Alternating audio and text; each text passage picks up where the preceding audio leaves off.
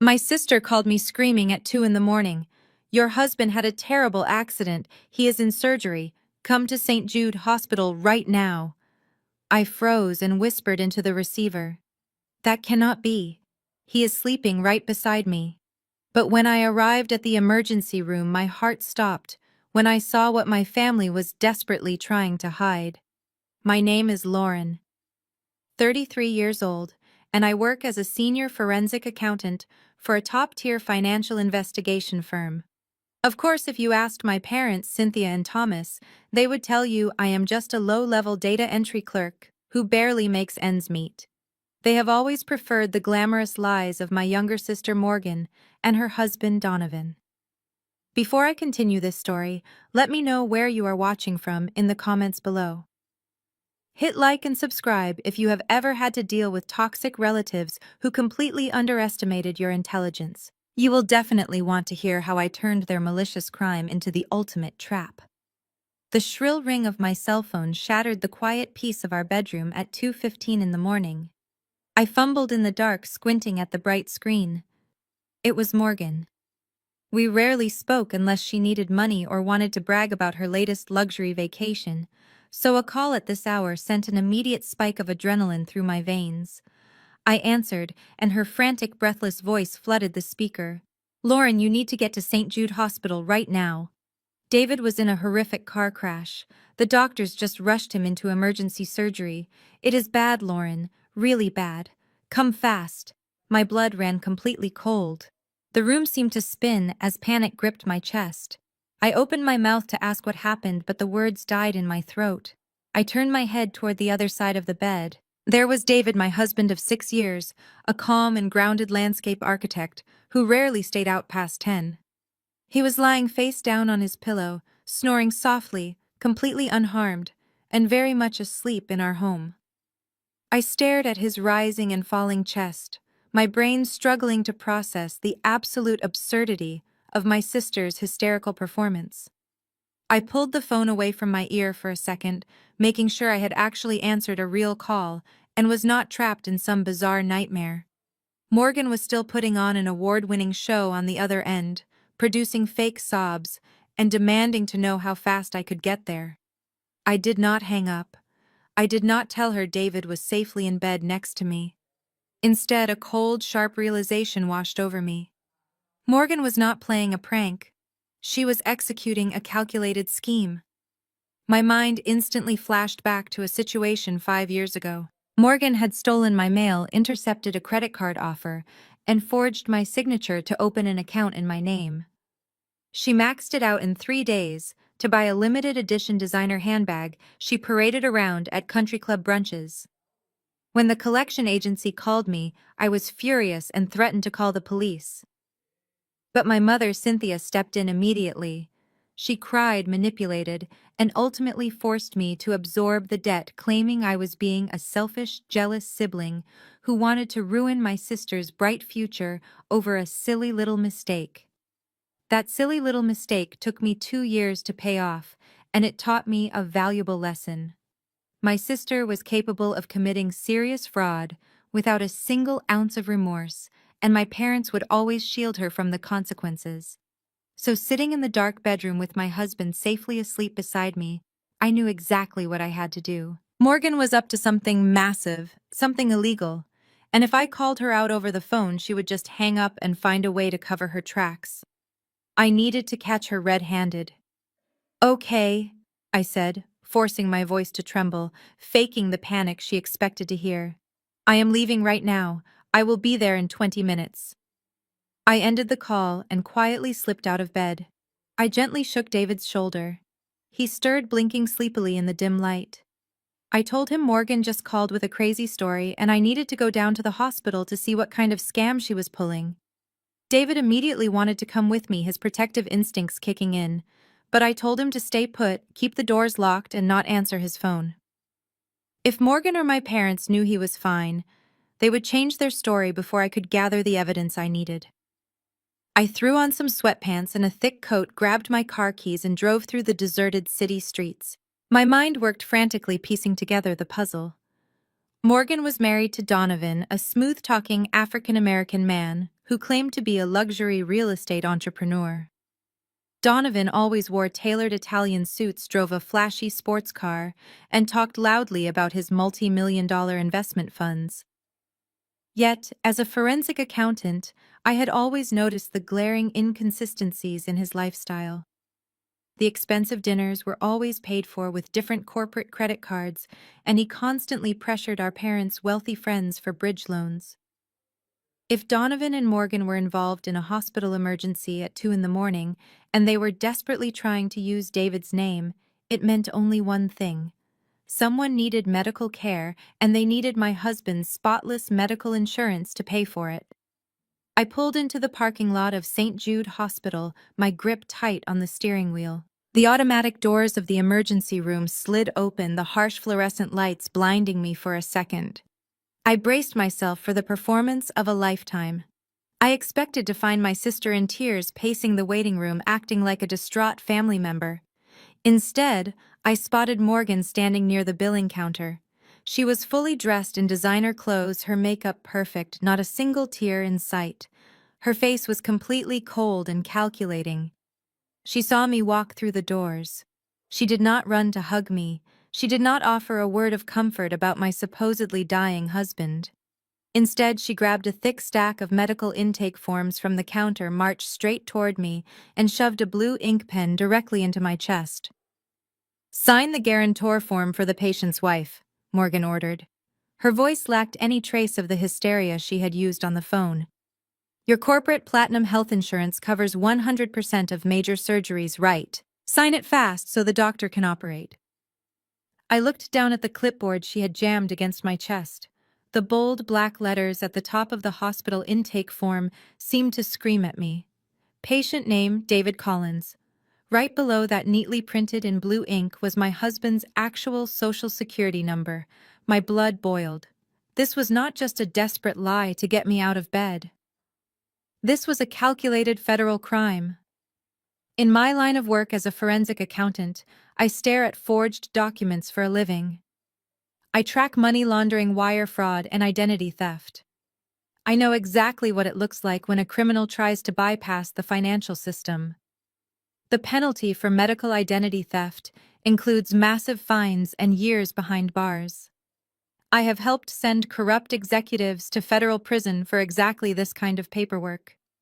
And here was my own sister standing under the harsh fluorescent lights of the emergency room, brazenly handing me a felony on a plastic clipboard. If I signed that paper as David's wife, confirming his identity for a surgery he was not having, I would be committing insurance fraud. I would be a willing accomplice to a federal offense. I snatched the clipboard from her manicured hands, my eyes narrowing. "You used David's social security number," I asked, my voice dangerously low. "How did you even get this?" Morgan rolled her eyes, shifting her weight impatiently in her expensive designer heels. "Does it matter? Mom keeps copies of old tax returns in her home office." I just grabbed the file. "Stop making a big deal out of nothing, Lauren. The hospital needs spousal consent to authorize the billing and push him into the operating room. Your company gives you that elite tier coverage. It will not cost you a single penny out of pocket. Just scribble your name so we can get this over with." "A big deal out of nothing," I repeated. The absolute audacity was breathtaking. She was asking me to defraud an insurance company out of hundreds of thousands of dollars, risking my career and my freedom, all to save her own skin. I shoved the clipboard back at her chest. "Where is he?" Morgan stumbled back a step, clearly not expecting my resistance. "What are you doing?" "I told you he is prepping for surgery. You cannot go back there." I pushed past her, my sneakers squeaking against the polished linoleum floor. The double doors leading to the intensive care and surgical prep unit were just a few yards away. I marched straight toward them, ignoring Morgan's frantic protests as she scrambled to keep up with me. "Lauren, stop. You are going to ruin everything," she hissed, reaching out to grab my arm. I yanked my arm away with enough force to make her stumble again. "Watch me," I snapped.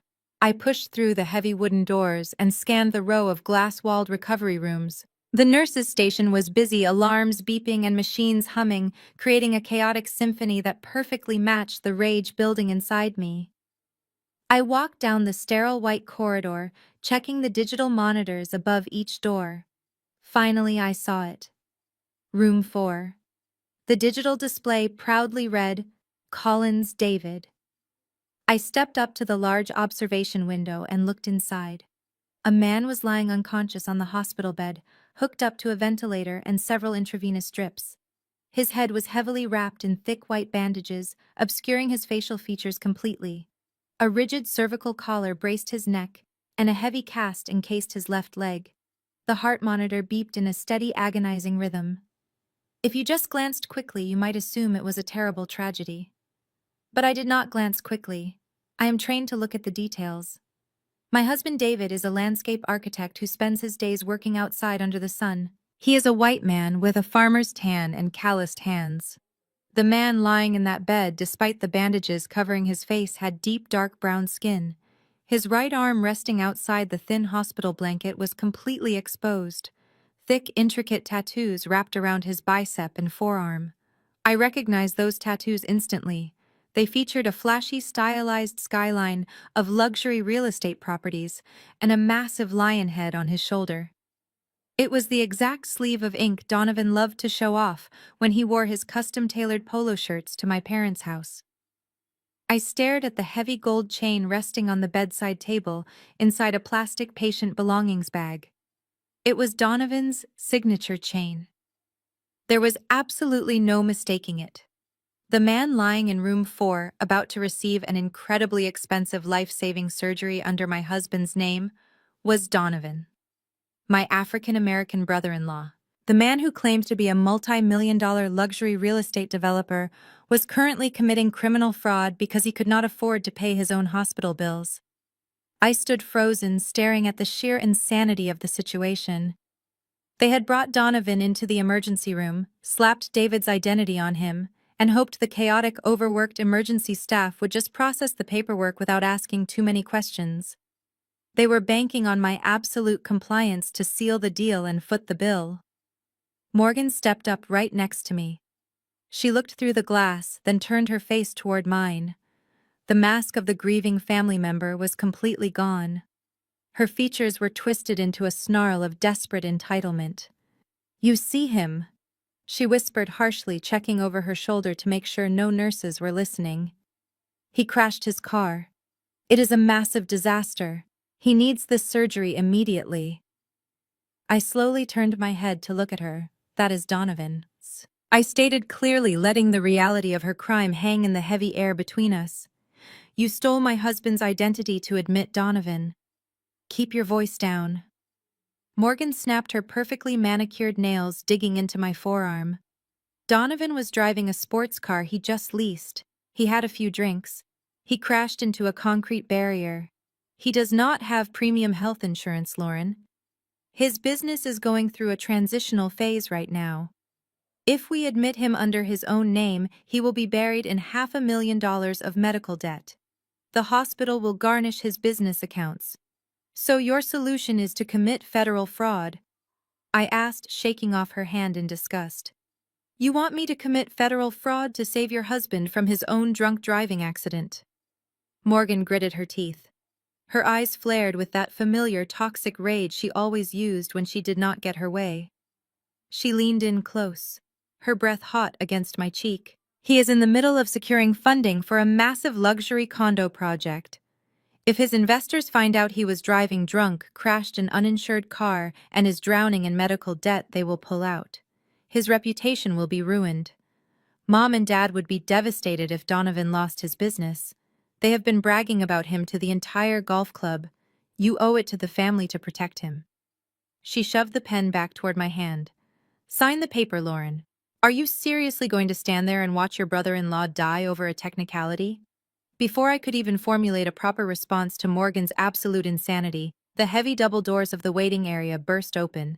My parents, Cynthia and Thomas, rushed through the corridor like they were arriving at a high society gala that had gone horribly wrong.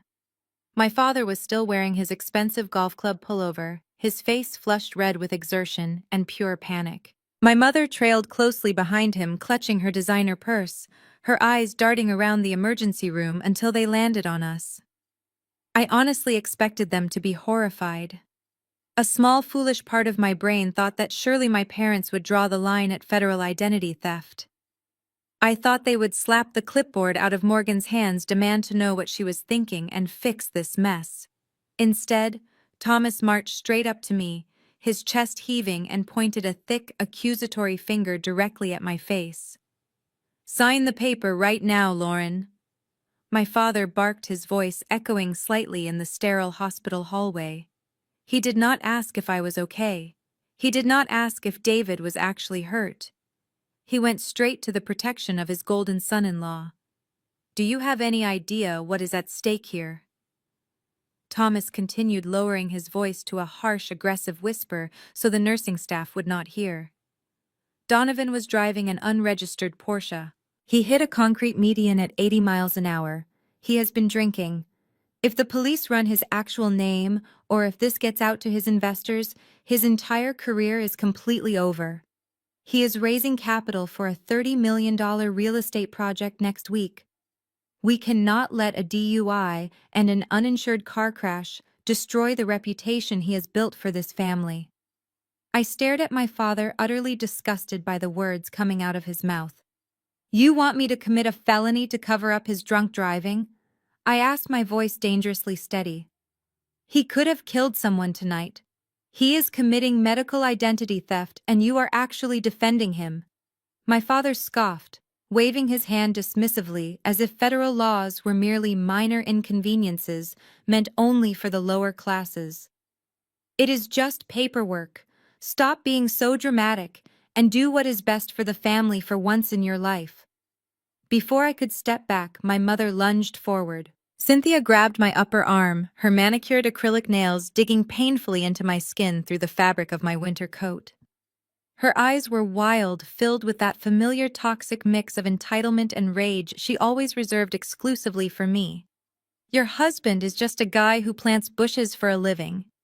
Cynthia hissed, her face inches from mine, completely disregarding the fact that David held a master's degree in landscape architecture. If his medical record gets a little dirty, if his insurance premiums go up, absolutely no one is going to care. He does not have elite investors looking into his background. Donovan does. Donovan is going to be a multi-millionaire. I tried to yank my arm away, but her grip was like a vice. She leaned in closer, her breath smelling of expensive wine from whatever dinner party they had abandoned to come here. "Do not be selfish, Lauren." Cynthia spat, her voice dripping with venom. "Do not ruin this like you ruined things the last time. Are you going to be as spiteful as you were when you refused to give up your house down payment to pay for Morgan's wedding? We needed that money to secure the country club venue, and you selfishly kept it to buy that mediocre suburban house with your gardener husband. You owe your sister this. You owe us." The memory of that wedding incident hit me like a physical blow, but it also crystallized everything in my mind. 5 years ago, David and I had saved every single penny we earned to put a down payment on our first home. Morgan had blown through her own wedding budget in a matter of weeks and demanded my life savings to fund her lavish reception. When I flatly refused, my parents did not speak to me for 6 months, claiming I lacked family loyalty. They genuinely believed that the money I worked 80-hour weeks to earn belonged to Morgan by default. Now they believed my husband's identity, his pristine credit, and his clean legal record also belonged to Morgan and her fraudulent husband. They were perfectly willing to throw David and me under the bus, potentially sending us to federal prison, just to maintain the illusion of Donovan's fake luxury empire. They were not just toxic, they were entirely morally bankrupt. The hurt I used to feel when they chose Morgan over me evaporated instantly. It was replaced by the cold, calculating precision of a forensic financial investigator. I was no longer the scapegoat daughter seeking their approval. I was an auditor looking at an active crime scene. My training kicked in, pushing aside all the emotional baggage and leaving behind only hard logic and the absolute certainty that these people needed to be stopped. I looked at my mother, then at my father, and finally at my sister. I did not scream. I did not cry. I simply reached into my coat pocket and pulled out my smartphone. Let go of my arm, Mom. I said, my tone so icy it made her immediately drop her hand and step back in shock. What are you doing? Thomas demanded, stepping forward to block my path to the nurse's station. I am doing what a responsible citizen does, I replied, unlocking my screen with a quick swipe. I am calling the police to report a drunk driver, an unregistered vehicle crash, and a textbook case of medical identity theft. I am sure the authorities will be very interested in Donovan's $30 million investor fund. I dialed 911 and my thumb hovered deliberately over the call button. I expected them to panic. I expected my parents to beg or Morgan to lunge forward and snatch the phone out of my hand. Instead, Morgan did not even flinch. A slow, chilling smirk spread across her perfectly contoured face. She reached into her designer purse and casually pulled out her own smartphone, holding it up so the glowing screen was directly in my line of sight. Morgan held her phone up the screen, brightly illuminating her malicious smile. She leaned in close, her voice dropping to a harsh, venomous whisper that only I could hear. Go ahead and call them Lauren. Morgan taunted, her eyes gleaming with dark triumph. Tell the police everything. But before you do, you should know that I already used David's social security number to admit Donovan 2 hours ago. I used the hospital tablet to forge your electronic signature on the consent and financial liability forms.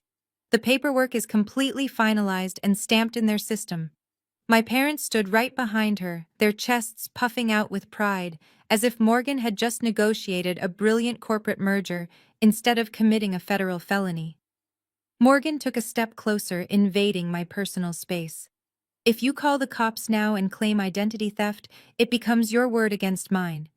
But the digital footprint shows your husband was admitted, and your signature is on the dotted line. The police will look at the insurance payout, and they will immediately charge you and David as co-conspirators in a federal insurance fraud ring.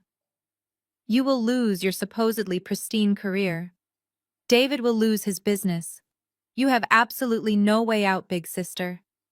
You are going to shut your mouth, go back to your little house, and let my husband get the surgery he needs. I stood completely still under the harsh fluorescent lights of the emergency room. A normal person would have screamed. A normal sister would have lunged forward, grabbed Morgan by her perfectly styled hair, and dragged her to the nearest security guard.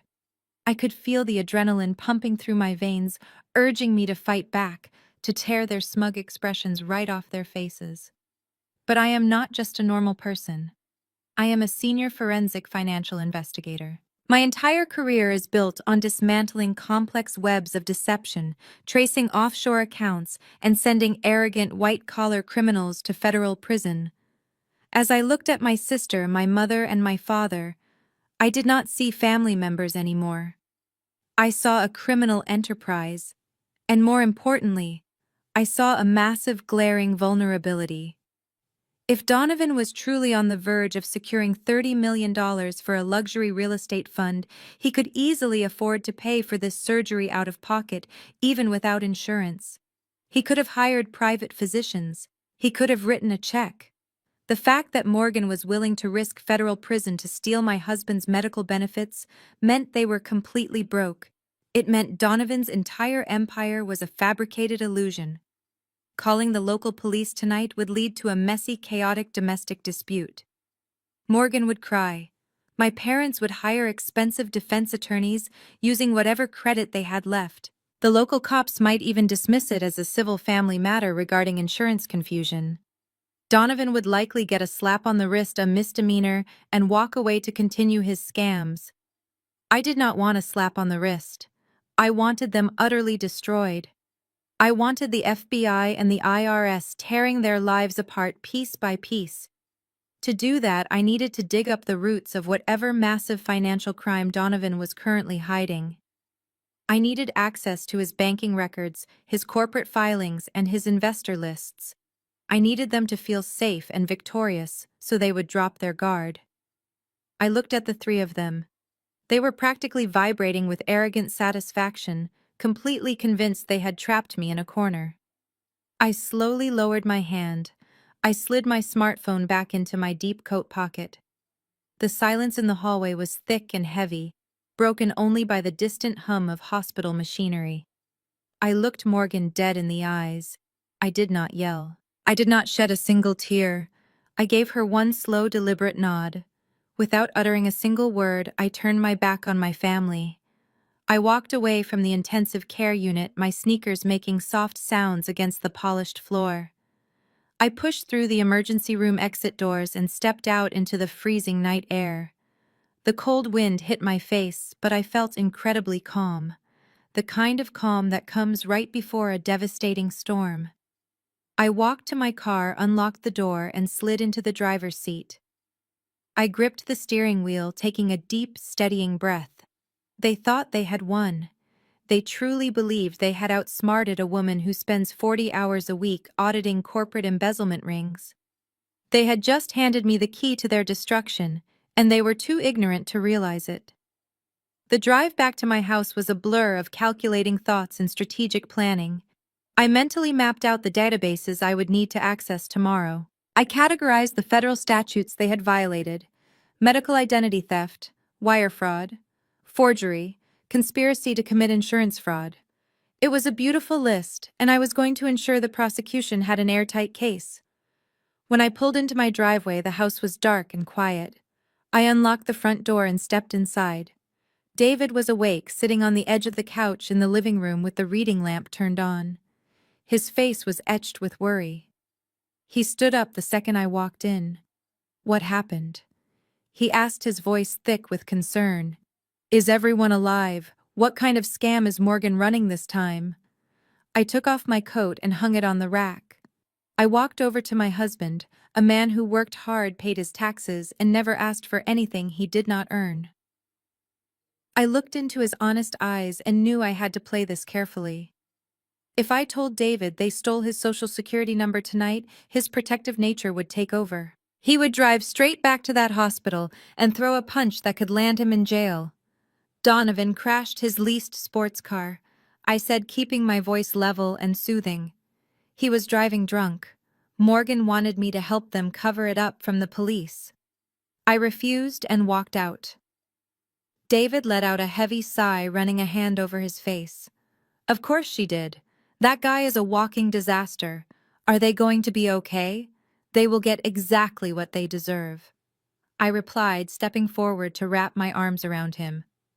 Do not worry about them, David. I am going to handle everything. Let us just go back to sleep. I held him tightly, feeling the steady beat of his heart. I promised myself right then and there that no one would ever use my husband's name for their dirty work and get away with it. I barely slept that night. My mind was racing, compiling data, preparing for the war I was about to wage from behind my encrypted computer screens. The sun eventually rose, casting a pale gray light through our bedroom window. I slipped out of bed, made a strong cup of black coffee, and prepared to start my investigation. But my family was not done with me yet. They wanted to make sure I was completely under their thumb. At exactly 8 in the morning, the heavy wooden front door of our house vibrated with 3 loud, aggressive knocks. I set my coffee mug on the kitchen counter. I walked to the entryway and looked through the peephole. Standing on my front porch was an uninvited guest wearing a smug expression and radiating an arrogant attitude that told me the real game had just begun. The heavy wooden front door vibrated with 3 loud, aggressive knocks. I set my coffee mug on the kitchen counter, walked to the entryway, and looked through the peephole. Standing on my porch was my father, Thomas. He wore a crisp, custom-tailored suit, looking perfectly put together for a man who had spent the entire night covering up a federal crime. I swung the door open and he pushed past me without waiting for an invitation. He walked straight into my living room, exuding an air of complete arrogant authority. Before I could even speak, he reached inside his designer jacket, pulled out a thick white envelope, and tossed it onto my glass coffee table. It landed with a heavy, distinct thud. "Take that and go shopping," my father commanded, adjusting his expensive tie. "There is $5,000 in cash in there. I suggest you buy yourself a decent dress, and maybe treat your husband to a suit that does not look like it came off a discount rack." I stared at the envelope, my face perfectly blank. $5,000. That was the price tag he was putting on my silence. They had stolen my husband's identity to secure hundreds of thousands of dollars in medical care, and my father truly believed he could buy my complicity with pocket change. Thomas took a step closer, his voice dropping into a harsh, authoritative tone. You are going to keep your mouth completely shut about last night. Do you understand me? Next week, Donovan is being discharged from the hospital. To celebrate his miraculous recovery, your mother and I are hosting a massive charity gala at our estate. The entire country club board will be there. Donovan's top-tier investors will be there. You and your husband will attend, you will smile, and you will dress appropriately, so you do not embarrass this family. I did not even get a chance to formulate a reply before heavy footsteps echoed from the hallway. David walked into the living room, a towel draped over his shoulder, fresh out of the shower. He had heard every single word. His jaw was clenched so tight the muscles ticked in his cheeks. David is a patient man, a gentle guy who designs serene landscapes for a living. But seeing a man disrespect his wife in their own home was his absolute limit. Get out of my house. David said, his voice dangerously low. He stepped forward, putting himself directly between my father and me. You do not come into my home, throw dirty money on my table, and speak to my wife like she is your employee. Take your envelope and get out right now. My father did not flinch. Instead, Thomas tilted his head back and let out a short, condescending laugh. He looked at David the way one might look at a stray dog that had wandered onto a pristine golf course. You should be getting down on your knees and thanking God this family even allowed you to step foot inside it. Thomas sneered, his eyes filled with absolute disdain. Who do you think you are talking to? If it were not for the referrals I threw your way, how would your little gardening business ever get any clients? You plant bushes for a living, David. You are a glorified lawn boy. You need us. We do not need you. The air in the room grew instantly volatile. David took another step forward, his hands balling into fists at his sides. I knew my husband. He was seconds away from physically throwing my father out the front door. That would give my family exactly what they wanted, a chaotic domestic incident they could use to paint us as the unstable, violent ones. It would muddy the waters and distract the authorities from their massive federal crimes. I could not let that happen. I needed clean, undisputed evidence. I needed them to feel completely invincible. I reached out and grabbed David's forearm. I squeezed it firmly, sending a silent, urgent message.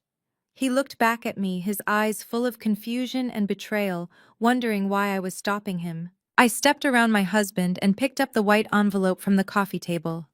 I held the cash in my hands, looking directly into my father's arrogant eyes. I forced the corners of my mouth to curve upward into a practice-compliant smile. Thank you, Dad, I said, keeping my voice soft and submissive. We appreciate the generosity. We will make sure to buy something appropriate for the gala next week. Tell Mom and Morgan we will be there. Thomas looked incredibly smug. He nodded slowly, satisfied that he had once again put the scapegoat daughter back in her rightful place. That is a smart girl, Lauren, he said, turning toward the entryway. See that you do not forget your place again. I walked him to the door, maintaining my pleasant expression. I watched him walk down the driveway, get into his luxury sedan, and drive away. The second his car disappeared around the corner, the pleasant smile melted completely off my face. I closed the front door and locked the deadbolt. When I turned around, David was staring at me as if I were a total stranger, his chest heaving with barely suppressed anger. Are you just going to let this go? David demanded, his voice thick with frustration. Lauren, he just insulted us in our own home. He threw hush money at you. What exactly did Morgan do last night that requires $5,000 of silence? Why are you letting them treat us like garbage? I walked past him, heading straight down the hallway toward the spare bedroom at the back of the house. For the entirety of our marriage, my family believed this room was just a simple home office where I crunched mundane numbers and filed boring tax returns. David knew I worked hard, but even he did not know the full classified extent of the federal investigations I handled. I stopped in front of the heavy reinforced door of my home office. I placed my thumb on the biometric fingerprint scanner embedded in the lock. A soft electronic chime echoed in the hallway, and the heavy deadbolt clicked open. I pushed the door wide open and turned on the overhead lights. Inside the room hummed with the quiet power of a high-end encrypted server tower. My custom-built workstation sat in the center, featuring 3 massive high-resolution monitors connected to restricted financial databases. It was a digital war room built to track money laundering, offshore accounts, and corporate embezzlement. I turned to look at my husband, dropping the envelope of cash onto my desk. "I am not letting anything go, David," I said, my voice steady and cold with absolute resolve. "Morgan did not just ask me to lie last night. She stole your social security number to admit Donovan into the hospital. They committed medical identity theft and wire fraud." David's eyes widened in pure shock. He looked at the massive workstation, then back at me, finally grasping the gravity of the situation. "They think they bought my silence for $5,000. I continued, booting up my encrypted network. "They think I am just a quiet, obedient data entry clerk who will roll over and take their abuse. It is time they learn exactly what your wife actually does for a living." I sat down in my ergonomic leather chair and let my fingers fly across the illuminated keyboard. The 3 massive monitors flickered to life, casting a cold blue glow across the darkened room. David stood frozen in the doorway, staring at the complex array of encrypted software and federal database portals populating my screens. He had always known I worked in finance, but seeing the actual tools of a senior forensic investigator was an entirely different reality. I bypassed the standard commercial credit checks. Those take days to update and only show the surface-level damage. Instead, I logged into the proprietary tracking systems my firm uses to hunt down offshore tax evaders and corporate embezzlers. I entered my secure credentials, routed my connection through our encrypted servers, and typed in David's social security number. I hit the enter key and waited for the algorithm to pull every single financial footprint tied to his identity across the entire country. The system took exactly 14 seconds to aggregate the data. When the main screen populated with a sprawling web of red flags, my blood ran absolutely cold. I pointed to a freshly filed auto lease agreement originating from a luxury dealership downtown. "Look at this," I said, my voice steady, despite the anger surging through my veins. "The Porsche Donovan crashed last night into that concrete barrier. He did not buy it with his multi-million-dollar real estate funds. He leased it 2 weeks ago. And he used your name, your pristine credit score, and your social security number to drive it off the lot." David leaned closer to the monitor, his face turning pale. "He leased a $150,000 sports car in my name," he asked, his voice trembling with a mix of shock and pure rage. "How is that even possible without me being there?" I pulled up the digital signatures attached to the dealer contract. I zoomed in on the scanned driver's license they used for the background check. It was David's information perfectly replicated, but the photograph on the counterfeit ID was Donovan. They had orchestrated a highly sophisticated identity theft ring right under our noses. "My mother probably supplied the tax documents they needed to verify your employment history," I explained calmly, tracing the digital paper trail. "Morgan has always been manipulative, but this takes extreme calculation. They needed a spotless credit profile to maintain their fake billionaire lifestyle, and yours was sitting right there in my parents' filing cabinet. But the stolen sports car was just the beginning of the nightmare." I opened a secondary window and ran a deep diagnostic on all newly opened lines of credit tied to David's profile over the past 12 months. The screen flooded with a cascade of unauthorized accounts. My heart pounded against my ribs as I scrolled through the devastating list. 5 high-tier premium credit cards had been opened in the last 6 months alone. I clicked on the transaction histories, watching a sickening story of greed and entitlement unfold in real time. Morgan and Donovan had not just borrowed money. They had systematically bled David's identity dry to fund their entire fraudulent existence. I highlighted a series of transactions from last month. Look at these charges, David. They maxed out a $30,000 limit on a single card in less than 3 weeks. They bought designer clothes at high-end boutiques, booked first-class flights for their weekend getaways, and paid for extravagant dinners at Michelin-starred restaurants. They even charged their exclusive country club membership dues to your name. Every single time my parents bragged about Donovan's massive success and his luxurious lifestyle, they were actually bragging about stolen money. It got worse. I shifted my focus to the cash advance histories. Donovan was not just buying material goods, he was actively draining liquid cash. I tracked multiple ATM withdrawals and wire transfers routed to a secondary shell account. He had pulled over $40,000 in pure cash advances using David's stolen credit lines. David gripped the edge of my desk, his knuckles turning white. He looked like he was about to physically explode. "We are calling the police right now, Lauren," he demanded, his voice echoing in the quiet office. "I am not paying for their luxury vacations. I am not taking the fall for a crashed Porsche. I am going to have him arrested in his hospital bed." I immediately stood up and placed my hands firmly on his shoulders, forcing him to look me in the eyes. "I need you to trust me, David." I said, my tone absolute and unwavering. "If we call the local police department right now, they will treat this as a messy domestic dispute. My parents will hire the most aggressive, expensive defense attorneys they can find. They will claim you gave Donovan permission to use your credit to help his business. They will say it was a family loan that you suddenly decided to revoke. Morgan will cry in front of a judge, play the victim, and they might just walk away with a minor fine and a slap on the wrist. I am not letting them walk away." I turned back to my monitors, my mind operating with lethal precision. They crossed a line that cannot be uncrossed. If they want to play high-stakes financial games, I am going to show them what happens when you mess with a forensic auditor. I am not going to call the local cops. I am going to build a comprehensive, bulletproof dossier of federal crimes. I am going to track exactly where Donovan funneled those cash advances.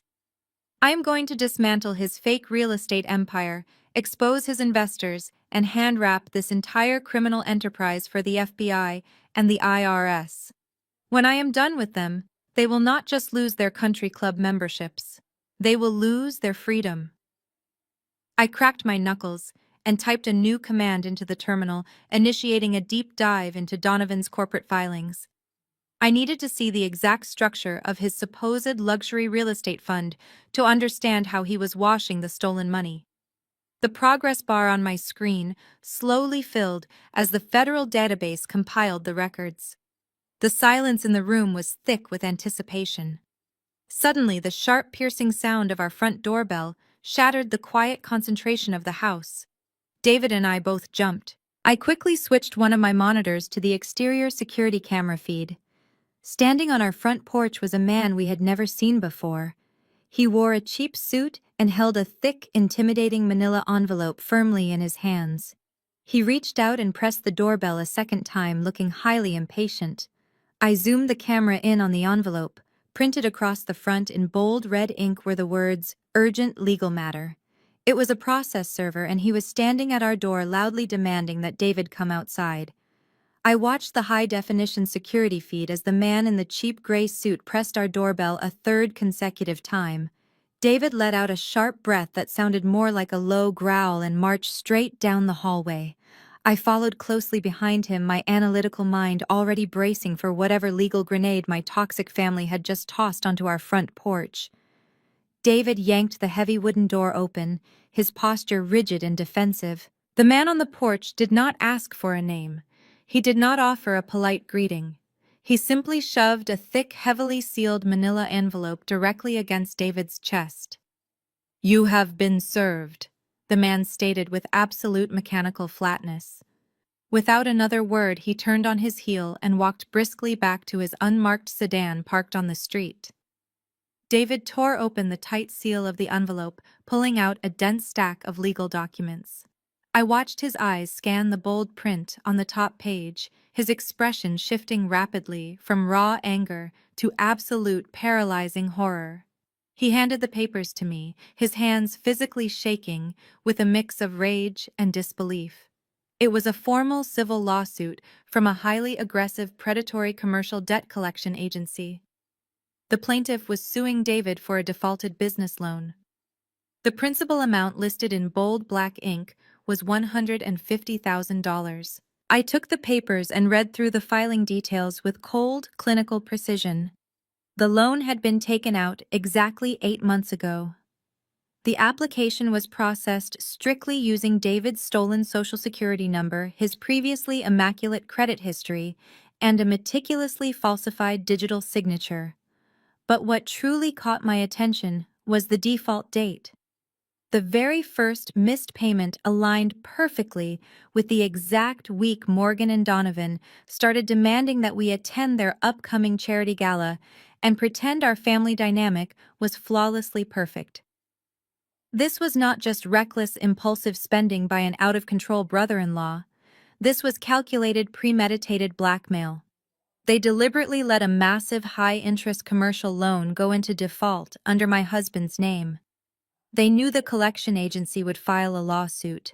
If we tried to call the police to blow the whistle on the hospital identity theft, they would let this lawsuit completely destroy our credit score, bankrupt our hard-earned assets, and drag David into years of grueling, expensive litigation. They were holding our entire financial future hostage to ensure we smiled, clapped, and kept our mouths entirely shut at their elite country club parties.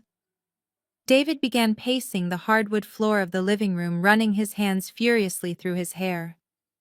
$150,000, Lauren, he said, his voice cracking under the immense weight of the number. We do not have that kind of liquid cash to fight a corporate legal team. We are going to lose our savings. They are going to put a lien on our house. They are going to completely ruin my landscape architecture business before the spring season even starts. I walked over to the coffee table and dropped the heavy lawsuit directly next to the $5,000 of insulting hush money my father had thrown at us earlier that morning. I looked at David, my voice completely devoid of panic, radiating nothing but absolute certainty.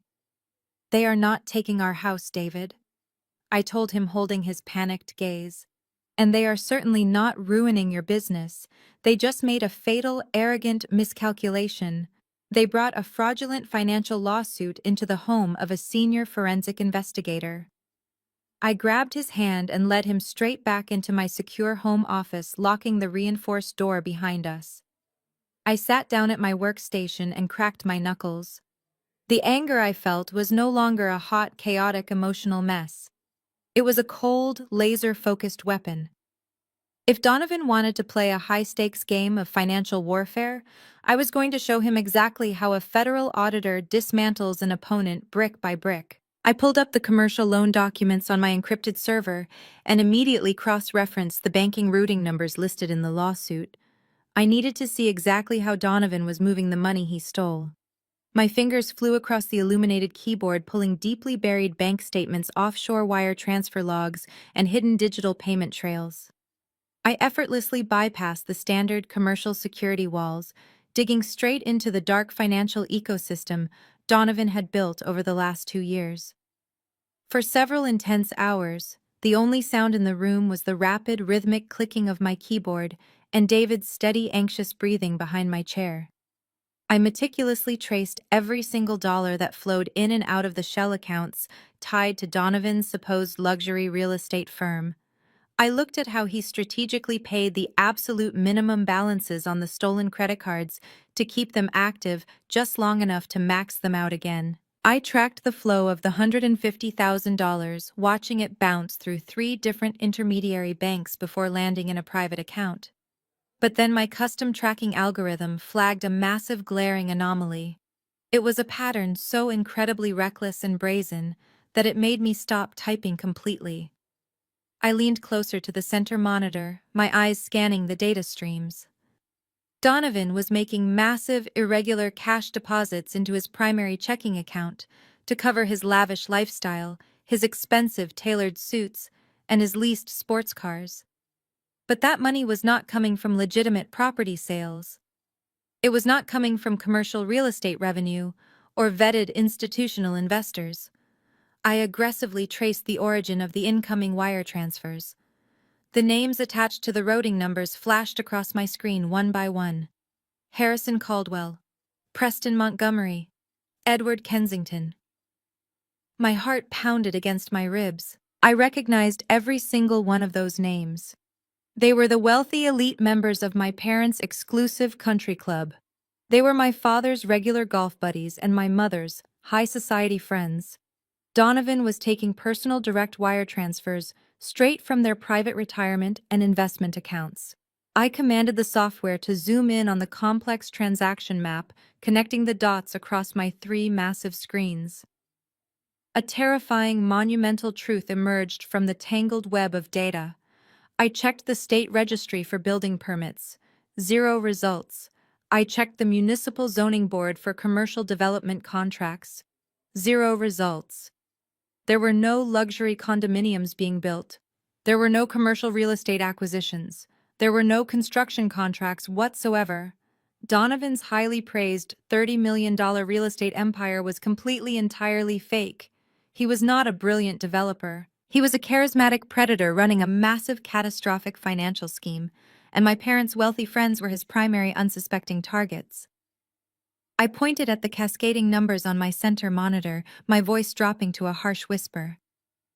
David, this is not just a fake real estate company. This is a textbook multi-million-dollar Ponzi scheme. David stared at the screen, his eyes tracking the chaotic web of wire transfers I had just mapped out. A Ponzi scheme. He asked, his voice thick with disbelief. You mean he is not building anything at all? Absolutely nothing, I replied, my fingers flying across the keyboard to isolate the largest transactions. Look at the flow of capital. When Donovan receives a massive wire transfer from one of my father's wealthy golf buddies, he does not route that money into a commercial development account. He does not buy land. He does not hire contractors. He takes that fresh influx of cash and uses a fraction of it to pay off the previous investors, labeling it as a quarterly dividend return.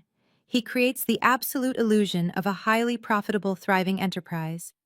I opened another encrypted window tracking the remainder of the stolen funds. And the rest of the money, I continued, my stomach turning with disgust. He funnels it directly into offshore shell accounts in the Cayman Islands to hide it from domestic tax audits. He uses those hidden accounts to lease the sports cars, buy the designer suits, and fund the lavish vacations that Morgan constantly flaunts on social media. They are living like royalty on stolen retirement funds. The sheer scale of the deception was breathtaking. But the most sickening realization hit me when I looked at the names of the victims: Harrison Caldwell, Preston Montgomery, Edward Kensington. These were not just random, unsuspecting investors. These were the pillars of my parents' elite social circle. My parents did not just turn a blind eye to Donovan's fraud. I said the cold truth washing over me. They actively facilitated it. Thomas and Cynthia are so hopelessly obsessed with status, so desperate to show off their brilliant billionaire son-in-law, that they practically served their own friends to him on a silver platter. They paraded Donovan around the country club, bragging about his exclusive real estate fund, basically doing all the networking and recruiting for his Ponzi scheme. They are his primary marketing team. David gripped the back of my chair, his knuckles white. We have to call the police right now, Lauren. We have the proof. We have the bank records. If we show this to the local authorities, they can arrest him before he steals another dime. I shook my head, immediately shutting down the impulse. No, David. Local police departments are not equipped to handle complex, multi-layered offshore financial crimes. If we call the local cops, they will launch a standard investigation. Morgan and Donovan will catch wind of it immediately. They will liquidate whatever cash is left in those domestic accounts, wire it to a non-extradition country, and absolutely vanish. Or worse, they will use that stolen money to hire a ruthless defense team, tie this case up in litigation for 10 years, and successfully frame you for the entire operation using your stolen identity. I turned my chair to face my husband, my expression hardening into stone. If we want to take down a predator like Donovan, we do not call the local police. We call the apex predators of the financial world. I swiveled back to my workstation and opened a highly secured restricted communication channel. During my years as a forensic accountant, I had collaborated on several massive federal cases. I knew exactly who to contact. I initiated a direct encrypted line to Special Agent Mitchell, a senior investigator at the Internal Revenue Service Criminal Investigation Division. Mitchell and I had dismantled a corporate embezzlement ring 2 years ago. He knew my work, and he knew I never cried wolf. I typed out a brief urgent message outlining the framework of the Ponzi scheme, the offshore tax evasion, and the ongoing medical identity theft. I securely packaged the transaction maps, the forged loan documents, and the wire transfer logs, sending them directly to his federal terminal. Within 10 minutes, my secure line illuminated with an incoming call from Mitchell. I put him on speakerphone so David could hear. Lauren, Mitchell said, his voice clipped and highly professional. I am looking at the data packets you just transmitted. If this routing information is accurate, your brother-in-law is running a grade A federal fraud operation. The tax evasion alone will put him away for a decade. The data is bulletproof, Mitchell, I replied smoothly. But we cannot just freeze his accounts. He will run. We need to catch him in the act of actively soliciting and accepting fraudulent funds to secure a wire fraud conviction that will stick permanently. We need to trap him in a public setting with all of his victims present. Mitchell paused for a moment, the sound of keyboard clicking echoing through the speaker. I can get a federal task force assembled, including agents from the FBI white-collar division. But we need a venue, Lauren.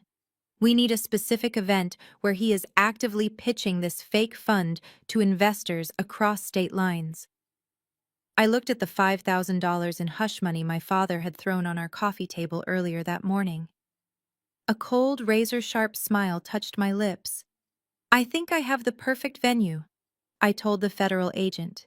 Just give me a few weeks to set the stage. We spent the next hour coordinating the logistics of a massive multi-agency sting operation. David stood by my side, listening as we engineered the absolute destruction of my toxic family. 3 weeks later, the final piece of the puzzle arrived at our doorstep. I walked out to the mailbox and pulled out a thick, glossy envelope made of premium heavy cardstock. I carried it inside and sliced it open with a letter opener. Inside was an ornate gold-embossed invitation.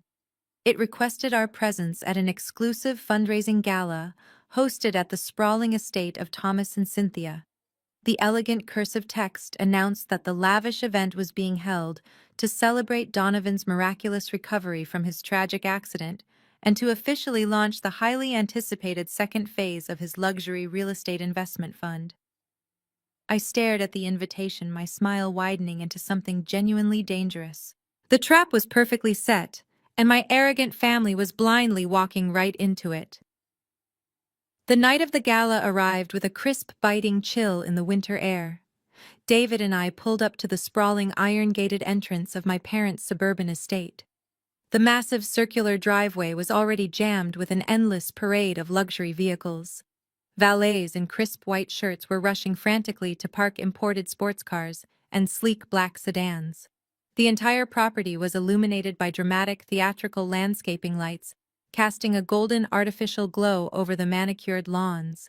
It looked exactly like a scene straight out of a high society magazine spread. But as a senior forensic accountant, I did not see glamour or prestige.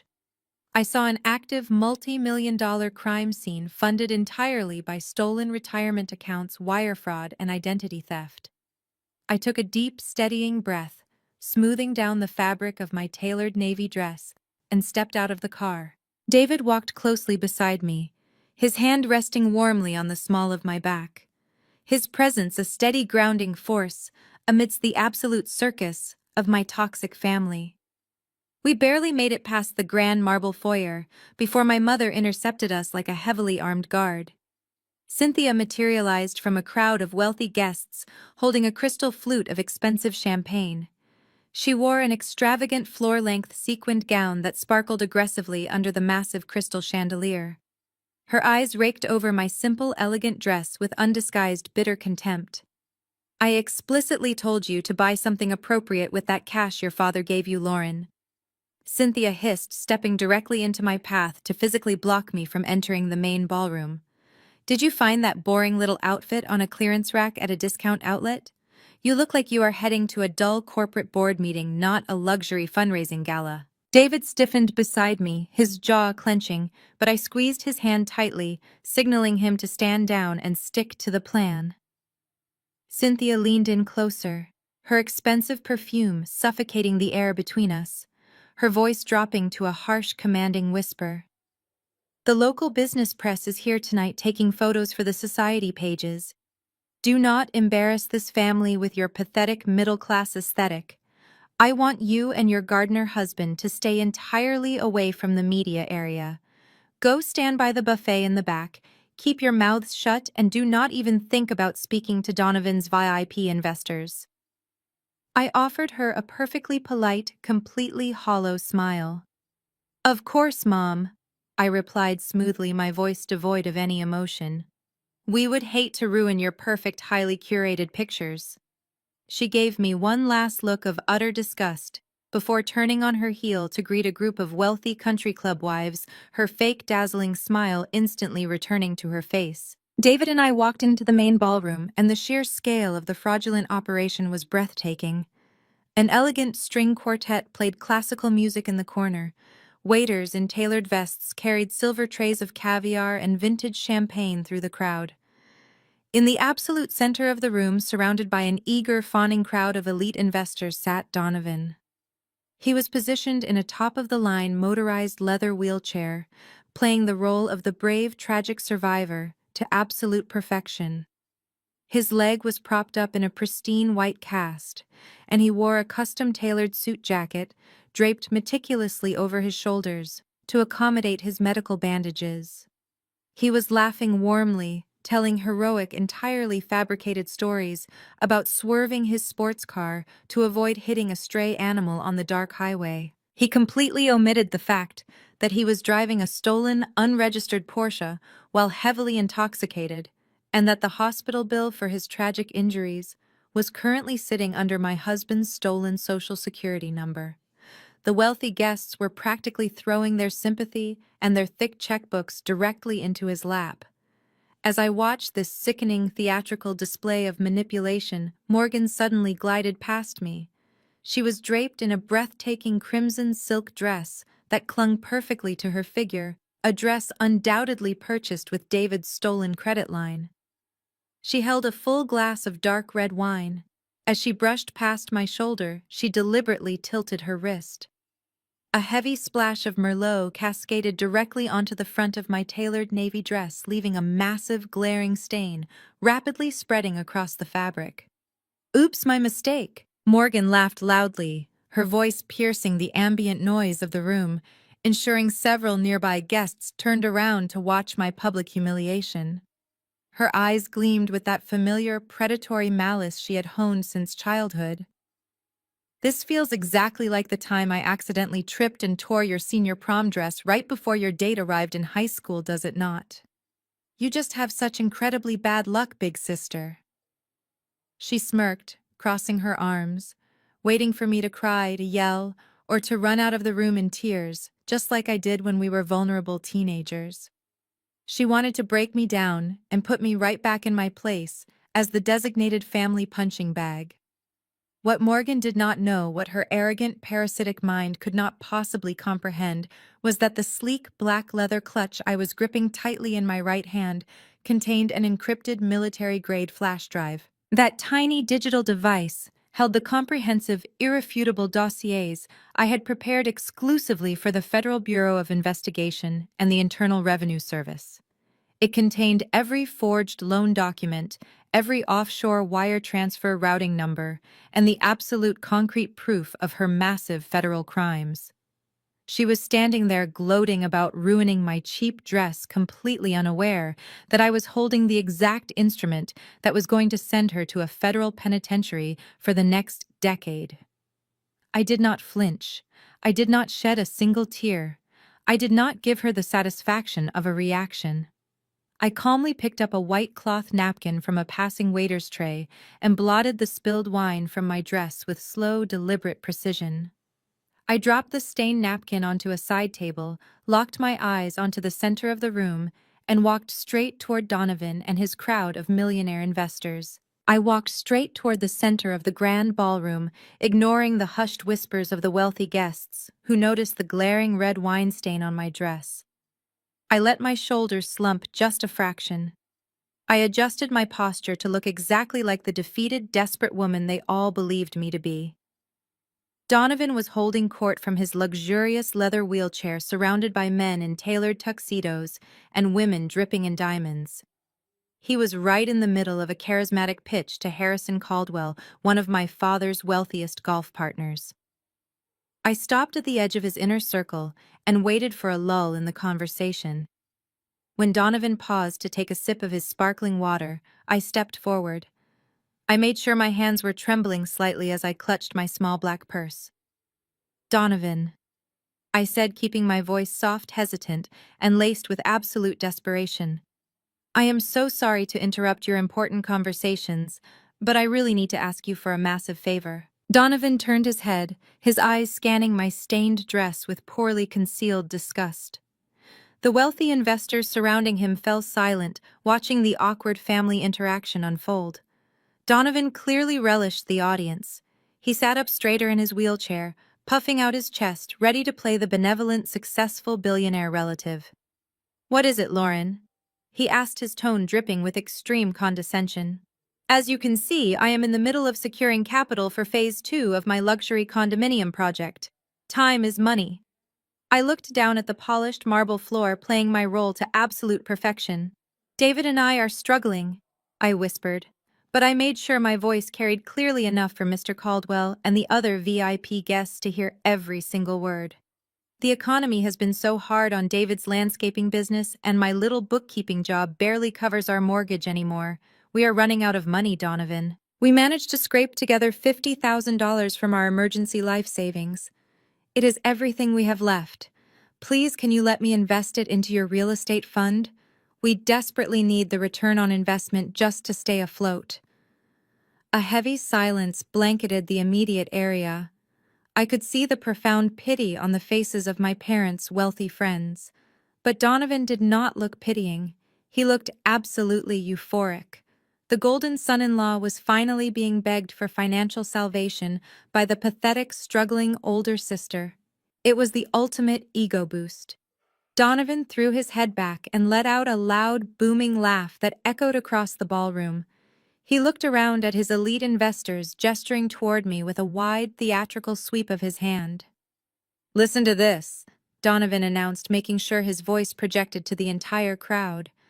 "My sister-in-law sits in a cubicle doing basic data entry all day, and now she wants to play in the big leagues.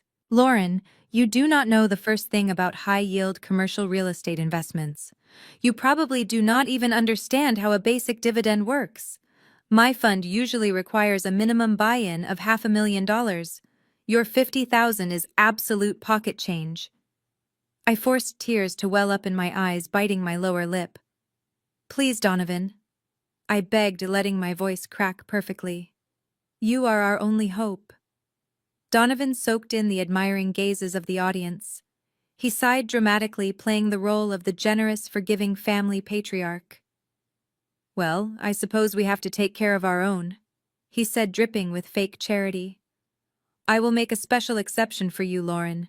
Consider it a family favor." He snapped his fingers at one of his assistants standing nearby. The assistant quickly handed him a sleek leather folder. Donovan pulled out a thick, legally binding contribution agreement and shoved it toward me along with a gold-plated pen.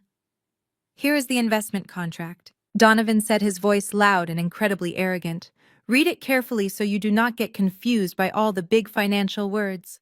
Sign the bottom line, and you can wire the funds directly into my corporate holding account." I took the pen with shaking hands. I looked down at the fraudulent document. It was a masterpiece of financial deception, promising guaranteed quarterly returns on non-existent luxury properties. I did not need to read it. I already knew every single lie printed on those pages. I pressed the pen to the paper and signed my name on the dotted line. I pulled my smartphone from my purse. I opened my banking application. But this was not my personal checking account. This was a highly restricted, heavily monitored portal directly linked to the federal task force.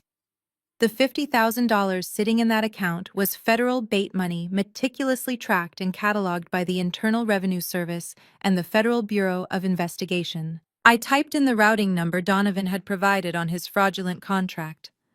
I entered the exact amount. $50,000. I looked up at Donovan, who was watching me with greedy, predatory eyes. I pressed the transfer button. A second later, a sharp, distinct chime echoed from the phone resting in Donovan's suit pocket. The notification had arrived. The money had officially landed in his account. Donovan smiled, a massive, victorious grin spreading across his face as he checked his screen. He truly believed he had just stolen the last remaining life savings of his pathetic sister-in-law. I lowered my phone, and the terrified, desperate expression completely vanished from my face. The corners of my mouth curled upward into a slow, razor-sharp smile. The moment that money crossed state lines and entered his offshore routing network, the trap snapped shut. The act of federal wire fraud was officially complete, and my brother-in-law had just signed his own ticket to federal prison. The string quartet abruptly stopped playing their classical melodies, replaced by the sharp, authoritative clinking of a silver spoon against a crystal champagne flute. The low hum of wealthy chatter instantly died down. The grand ballroom fell into an expectant, heavy silence as a bright spotlight illuminated the raised mahogany stage at the far end of the room. My father, Thomas, stepped up to the podium. He adjusted the lapels of his custom-tailored tuxedo, puffing out his chest, as he looked over the sea of elite investors, country club executives, and local socialites. He tapped the microphone, the harsh feedback echoing off the vaulted ceilings, ensuring he commanded the absolute attention of every single person in the room. "Ladies and gentlemen," Thomas began, his voice booming with arrogant authority. "Thank you all for gathering in our home tonight. We are here to celebrate resilience, brilliance, and above all, family."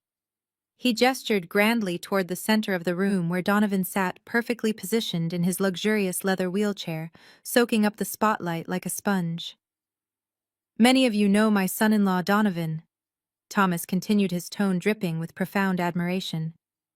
"You know him as a financial visionary, a titan of luxury real estate, the man who is single-handedly transforming the skyline of our beautiful city with his $30 million Phase 2 project." The crowd erupted into polite, eager applause.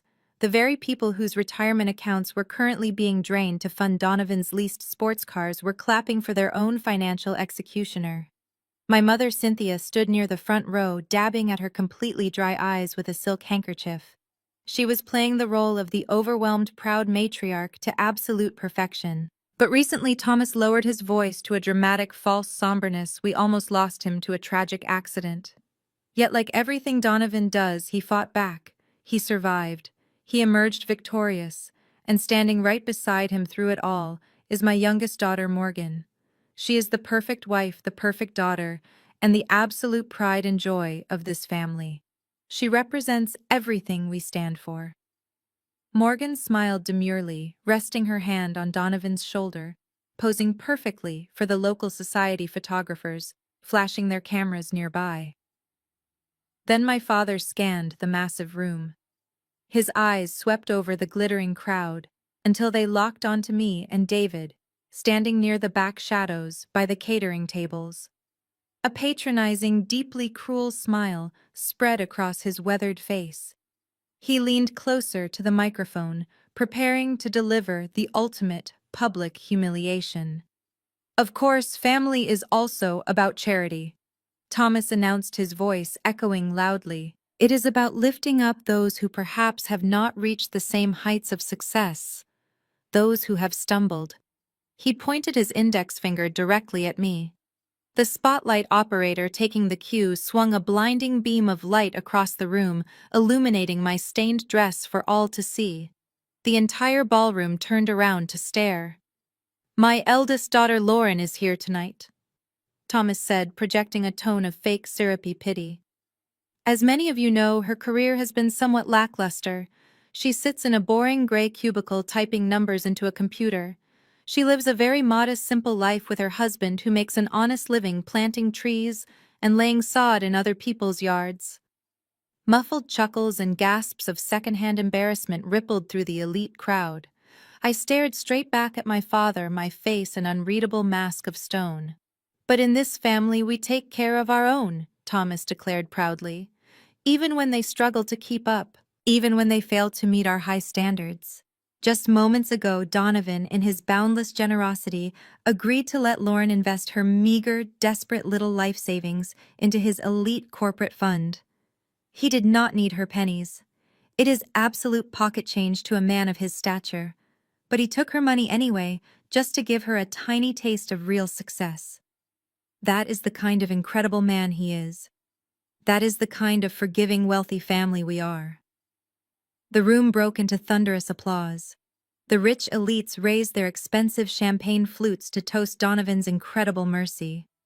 They looked back at me with absolute, undisguised pity, viewing me as the pathetic charity case sister who was graciously being allowed to eat the scraps falling from Donovan's table. I could feel the heavy weight of their collective judgment, but it meant absolutely nothing to me. Because I knew something they did not. I knew they were clapping for a ghost empire. Beside me, David went completely rigid. His entire body was trembling with a violently suppressed explosive rage. His hand gripped mine so hard, my knuckles were turning white. The heat radiating off him was palpable. I could hear his rapid, shallow breathing cutting through the deafening applause of the crowd. He was seconds away from snapping. He was ready to charge through that crowd sprint up those mahogany stairs and tear the microphone from my father's hands by sheer physical force. David leaned down, his voice a dangerous low growl against my ear. "I am going to break his jaw. I do not care if I go to jail for assault, Lauren. I am ending this right now." I turned my head and looked up at my husband. I did not panic. I did not shed a single tear of embarrassment. I simply took my free hand and gently patted the back of his rigid, clenched fist. My eyes met his, radiating the absolute, terrifying calm of a federal auditor who had just locked the vault doors. "No, David." I whispered, my voice smooth and lethal as shattered glass. "You are not going to jail. They are." I glanced down at the encrypted smartphone resting quietly in my palm. A single silent green notification flashed across the dark screen from Special Agent Mitchell. The federal wire transfer had officially cleared the international banking protocol. The $50,000 of bait money was securely locked in Donovan's offshore trap. The geographical perimeter was fully secured by law enforcement. The operation was a go. I looked back up at the stage where my father was still standing at the podium, basking blindly in the glow of his own arrogant lies. I squeezed David's hand one last time and let it go. "Countdown." I whispered under my breath, my eyes locked on my father. 3, 2, 1. I straightened my shoulders, standing impossibly tall despite the glaring red wine stain Morgan had intentionally thrown on my dress. I stepped away from the shadows of the buffet table and walked directly down the center aisle of the grand ballroom. The wealthy guests parted like the Red Sea, falling silent as they stared at me in absolute shock. I did not rush. I did not run. I walked with the slow, deliberate, heavy footsteps of an executioner arriving at the gallows. I reached the mahogany stairs. I ascended them without breaking eye contact with my father for a single millisecond. Thomas opened his mouth to scold me, his face twisting into an ugly, furious scowl at my insubordination, but he did not even get the chance to speak. I stepped right up to the podium, reached out my hand, and violently snatched the microphone straight out of his grip. The harsh screech of audio feedback pierced the grand ballroom as my fingers wrapped tightly around the cold metal of the microphone. I yanked it from my father's hands with a sudden, deliberate force that made him stumble backward in his expensive tuxedo. Thomas stared at me, his eyes wide with absolute, unadulterated fury and utter confusion. For my entire life, this man had meticulously controlled the family narrative. He dictated who was deemed successful, who was labeled a failure, and who was allowed to speak at his elite social gatherings. Not tonight. Tonight I was the one holding the microphone, and I was fully prepared to burn his carefully constructed illusions to the ground. "Thank you, Dad." I said, my voice echoing off the vaulted ceilings. The superior acoustics of the ballroom amplified my cold, unwavering tone, making sure not a single syllable was lost. I looked out over the sea of wealthy investors, country club executives, and local socialites. I appreciate that deeply touching speech about our family. The generosity and fierce protection this family provides are truly unparalleled. In fact, the protection is so profound, so deeply selfless, that my brother-in-law Donovan generously decided to protect his own bank account by completely taking over my husband's social security number. A collective sharp intake of breath swept through the room. The polite clinking of champagne glasses stopped instantly. The silence that followed was suffocating, heavy with sudden, uncomfortable tension.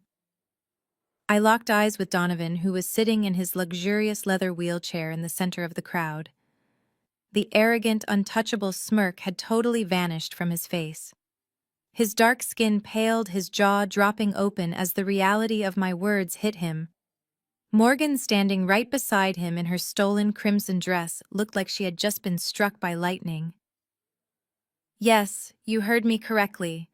I continued, projecting my voice so every single VIP investor could hear the raw, unvarnished truth. When Donovan crashed his unregistered sports car into a concrete median, while heavily intoxicated last week, he did not use his own name at the emergency room. He did not use his own insurance policy. Instead, he and my perfect sister Morgan committed federal medical identity theft. They admitted him into the intensive care unit under the name David Collins. They illegally forged my electronic signature to authorize a highly complex, incredibly expensive surgery. They seamlessly passed a $350,000 hospital bill directly onto our names all, so Donovan could sit here tonight and pretend to be a wealthy, responsible visionary without a single blemish on his record. The reaction from the crowd was instantaneous and explosive. The polished elite guests began murmuring in shock, exchanging horrified, suspicious glances with one another. This was no longer a minor family squabble or a simple misunderstanding. This was a highly public, highly detailed accusation of a major felony. My mother, Cynthia, absolutely lost her mind. The sophisticated, polite matriarch persona she had spent decades perfecting completely shattered into pieces. Her face turned an ugly mottled shade of red. She pointed a shaking manicured finger at the stage and let out a piercing, desperate shriek that cut through the murmurs of the crowd. "Turn off her microphone right now!" Cynthia screamed, her voice shrill and frantic. "She is lying. She is a jealous, unstable, bitter woman trying to ruin her sister's special night. Security, get up there and drag her off the stage. Throw her out of my house immediately." Two large, burly private security guards hired for the gala immediately stepped forward from the perimeter of the dining area. They moved aggressively toward the mahogany stairs leading up to the podium, their expressions serious as they prepared to physically remove me. But before their polished black shoes could even touch the first step, a tall, imposing figure blocked their path entirely. David stepped out of the shadows and planted his feet firmly at the base of the stage. My husband. The man my family constantly ridiculed as a lowly gardener squared his broad shoulders. He did not yell. He did not throw a punch or create a chaotic scene. He simply looked at the two large guards with the cold, immovable resolve of a man defending his wife. "You are not taking another step," David stated, his voice low, steady, and vibrating with absolute authority. "If you lay a single finger on her, I promise you will need an ambulance of your own. Stand down." The security guards hesitated. They looked at David, sizing up his solid build, and the dangerous, unwavering look in his eyes. Then they looked back at my father, who was too paralyzed by shock and public embarrassment to give them a direct, coherent order. The guards took a slow step back, silently deciding that a physical altercation in front of 50 millionaire investors was well above their pay grade. David held his ground, turning his head slightly to look up at me. He gave me a single solid nod. The floor was entirely mine. I turned my attention back to the massive audience. The elite investors who had just poured their retirement money into Donovan's fund were no longer looking at me with pity or amusement. They were looking at Donovan with dawning terrible suspicion. The illusion of the billionaire genius was cracking rapidly, but I was not just going to crack it. I was going to shatter it into a million irreparable pieces. I reached into my small black clutch and pulled out a sleek, encrypted USB drive. It was silver and heavy, containing months of painstaking forensic financial investigations, bank statements, and federal tracking logs. Right next to the podium sat the presentation laptop Donovan had prepared to showcase his fake real estate portfolio. I walked over to the laptop and smoothly inserted the drive into the port. I tapped the keyboard with practiced precision, routing my encrypted files directly to the massive high-definition projector screen hanging behind me. I turned back to the microphone, looking directly at the wealthy country club members who had wired their life savings into a black hole. Thank you all for witnessing my family's incredible charity.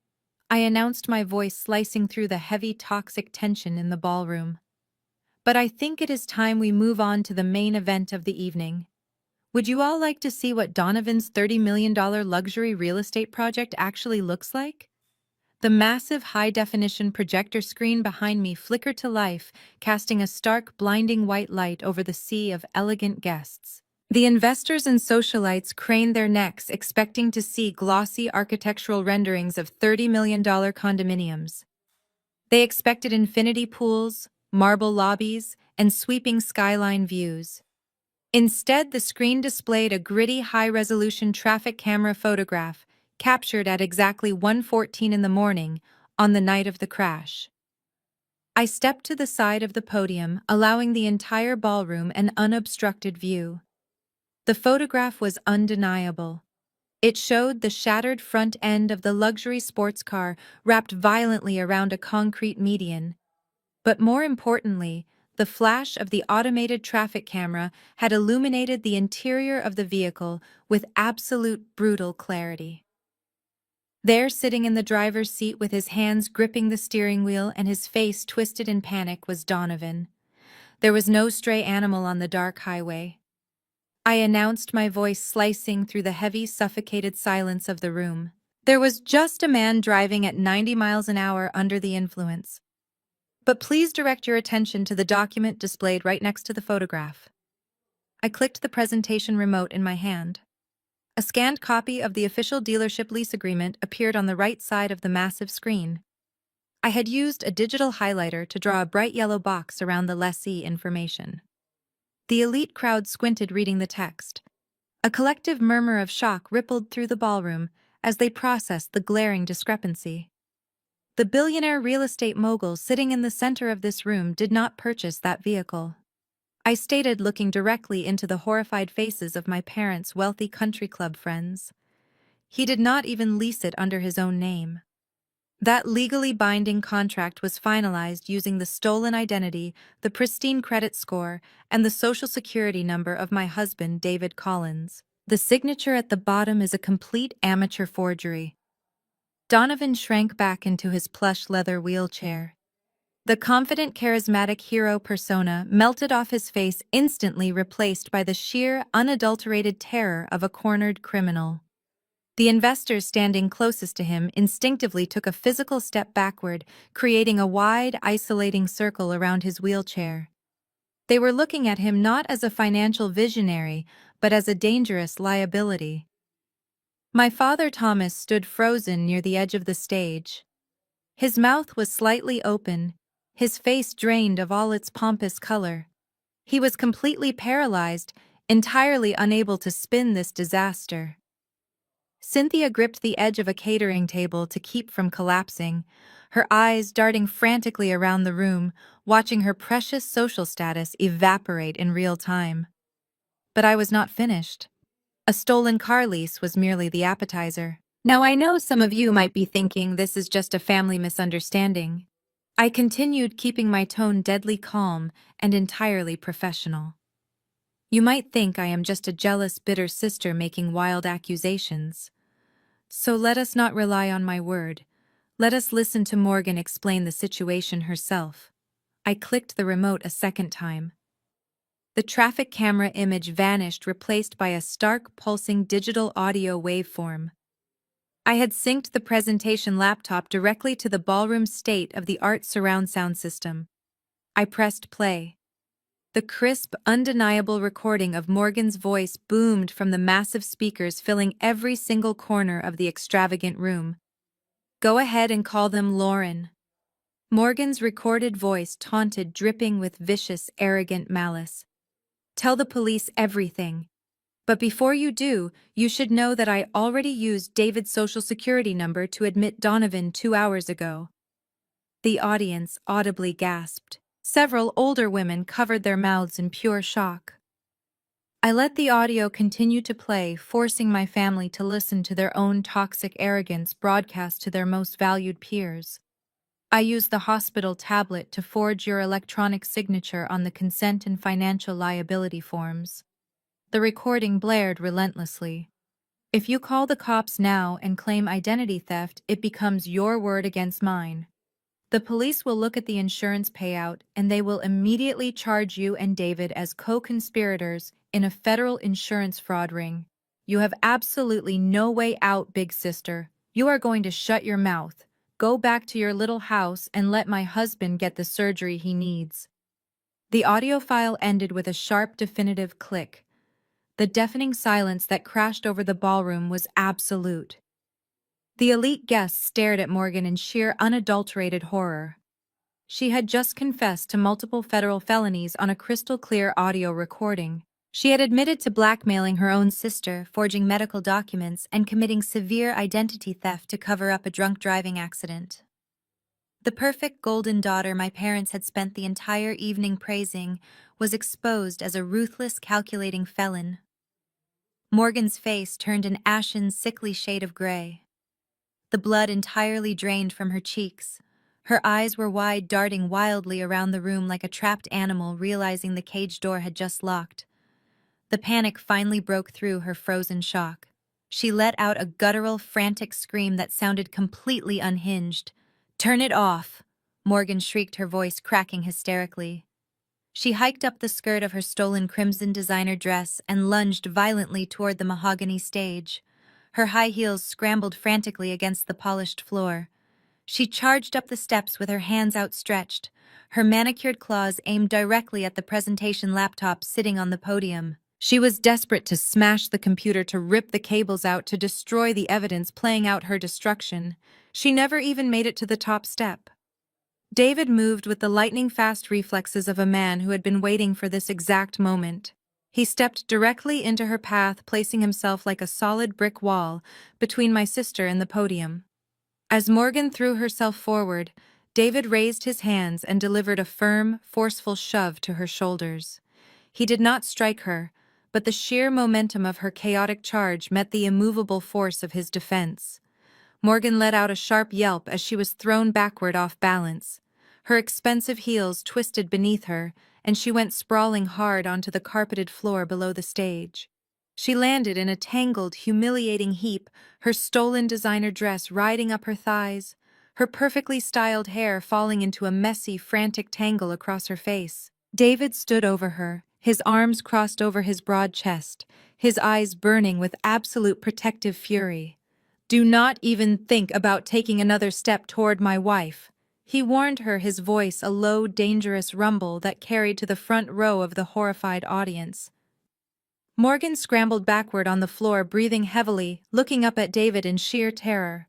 She realized in that exact moment that her physical intimidation tactics were entirely useless. She was completely powerless. I did not even flinch at the chaos unfolding at my feet. I stood tall at the podium, looking down at my sister writhing on the carpet, then shifted my gaze to Donovan shrinking in his wheelchair. They thought the worst part was over. They thought medical identity theft was the grand finale of my presentation. They were so incredibly wrong. I gripped the edges of the wooden podium and offered a chilling, perfectly composed smile to the silent, captive audience. I raised the remote control in my right hand, pointing it directly at the projector. "Now that we have established exactly what kind of people my sister and her husband truly are," I announced smoothly, "let us take a deep dive into where all of your hard-earned investment money has actually been going." I pressed the button, advancing the presentation directly to slide 3. The click of the presentation remote echoed like a gunshot through the microphone. Slide 3 materialized on the massive projector screen, painting the faces of the terrified elite guests in a harsh, glaring white light. There were no architectural renderings. There were no blueprints for luxury high-rises, no glossy promotional photos of infinity pools, and no marble lobbies.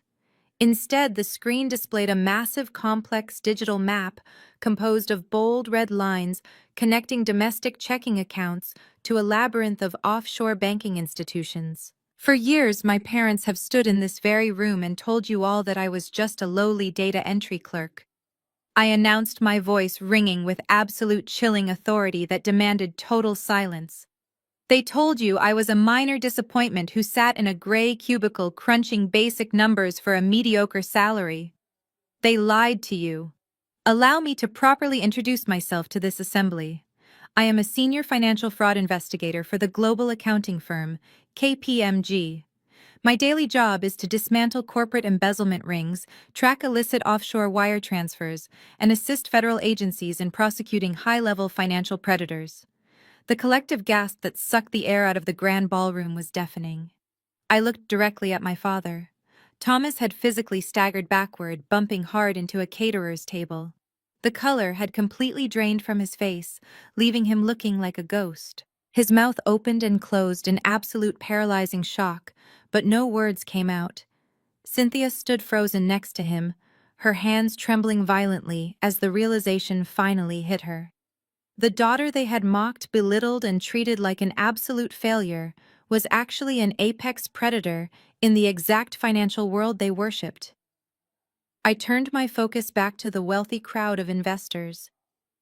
I raised my hand and pointed directly at the sprawling web of red lines illuminated on the screen behind me.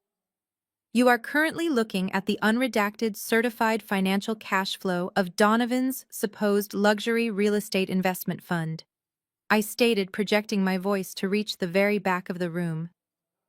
I need you all to listen to me very carefully. There are no high-rise condominiums being built in this city. There are no commercial building permits filed with the zoning board. There are no legitimate property acquisitions in his portfolio. Your golden boy is running a textbook multi-million-dollar Ponzi scheme. The silence in the room was no longer just shocked. It was suffocating, thick with the dawning catastrophic realization of financial ruin. Every single dollar you wired into his corporate accounts was instantly cannibalized. I continued driving the final lethal nail into the coffin of his fake empire. Donovan took your fresh capital and used a tiny fraction of it to pay off the earlier investors, aggressively labeling those transactions as quarterly dividend returns. He did this to create the absolute illusion of a thriving, highly profitable enterprise, so you would open your checkbooks even wider. But the vast majority of your money never went into real estate. It was systematically laundered through 3 different domestic shell companies before being wired directly into hidden offshore accounts in the Cayman Islands. I clicked the remote one more time. A giant, highly magnified bank statement appeared on the screen. It displayed the primary operating account for Donovan's $30 million corporate fund, completely unredacted for everyone to see. As of 8 o'clock this morning, I announced, my voice dropping to a harsh, unforgiving register. The primary corporate account for this entire real estate empire holds exactly $12.40. A woman in the second row let out a sharp, genuine cry of profound distress. A heavy crystal champagne flute slipped from an older gentleman's hand and shattered violently against the marble floor, the sharp noise echoing through the frozen crowd. Over $5 million of your personal retirement funds, your children's college savings, and your investment capital have been completely wiped out, I said, staring directly at Harrison Caldwell, my father's wealthiest golf partner. Donovan did not build luxury properties. He used your millions to lease sports cars under my husband's stolen identity. He used your millions to buy Morgan a closet full of designer dresses and fund her exotic vacations. And most importantly, He used your life savings to aggressively pay off massive crippling gambling debts at high-stakes underground casinos. For exactly 3 seconds, the ballroom remained frozen in a state of absolute suspended disbelief. The elite guests stared at the $12 bank balance projected on the wall, their minds struggling to comprehend the magnitude of the betrayal. Then the polite society gala completely and utterly detonated. The shock morphed instantly into visceral explosive rage. The polished veneer of the elite country club crowd vanished in a heartbeat, replaced by the primal panic of people who had just realized their life savings had been stolen right in front of their faces. "Give me my money," Harrison Caldwell roared, his face turning an angry mottled purple as the veins bulged in his neck. He shoved past a row of delicate gold chairs, pointing a shaking, furious finger directly at Donovan. "You stole $2 million from my family, you absolute parasite." The crowd surged forward like a breaking dam. Wealthy investors, distinguished doctors, and high-powered lawyers began screaming, their voices layering over one another in a chaotic, deafening symphony of fury. Several guests turned their wrath immediately on my parents. They swarmed Thomas and Cynthia, backing them aggressively against the buffet tables, knocking over silver trays of expensive appetizers. "You vouched for him." A prominent socialite screamed directly into my mother's terrified face. "You stood at the country club and told us this was a guaranteed return. You set us up to be robbed by your own son-in-law." Cynthia cowered in fear, raising her hands in a desperate, pathetic attempt to shield herself from the barrage of furious accusations. Thomas was frantically stammering, waving his arms and trying to deny his involvement, but his voice was completely drowned out by the mob of angry friends he had personally recruited for the slaughter. They were demanding their money, threatening immediate lawsuits, and calling him a criminal accomplice. Down on the main floor, the situation turned violently physical. Preston Montgomery, a retired surgeon who had invested his entire pension into the fake fund, lunged directly at the center of the room.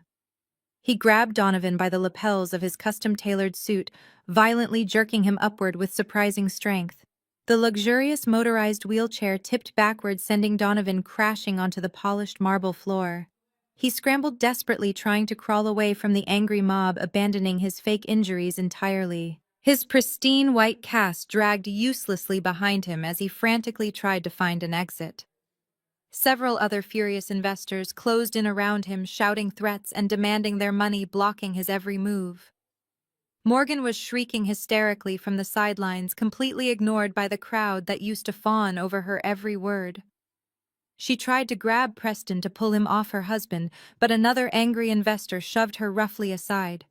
Her stolen crimson dress tore loudly at the seam, and she fell hard against the base of the stage, sobbing in pure, unadulterated panic as she watched her perfect life disintegrate.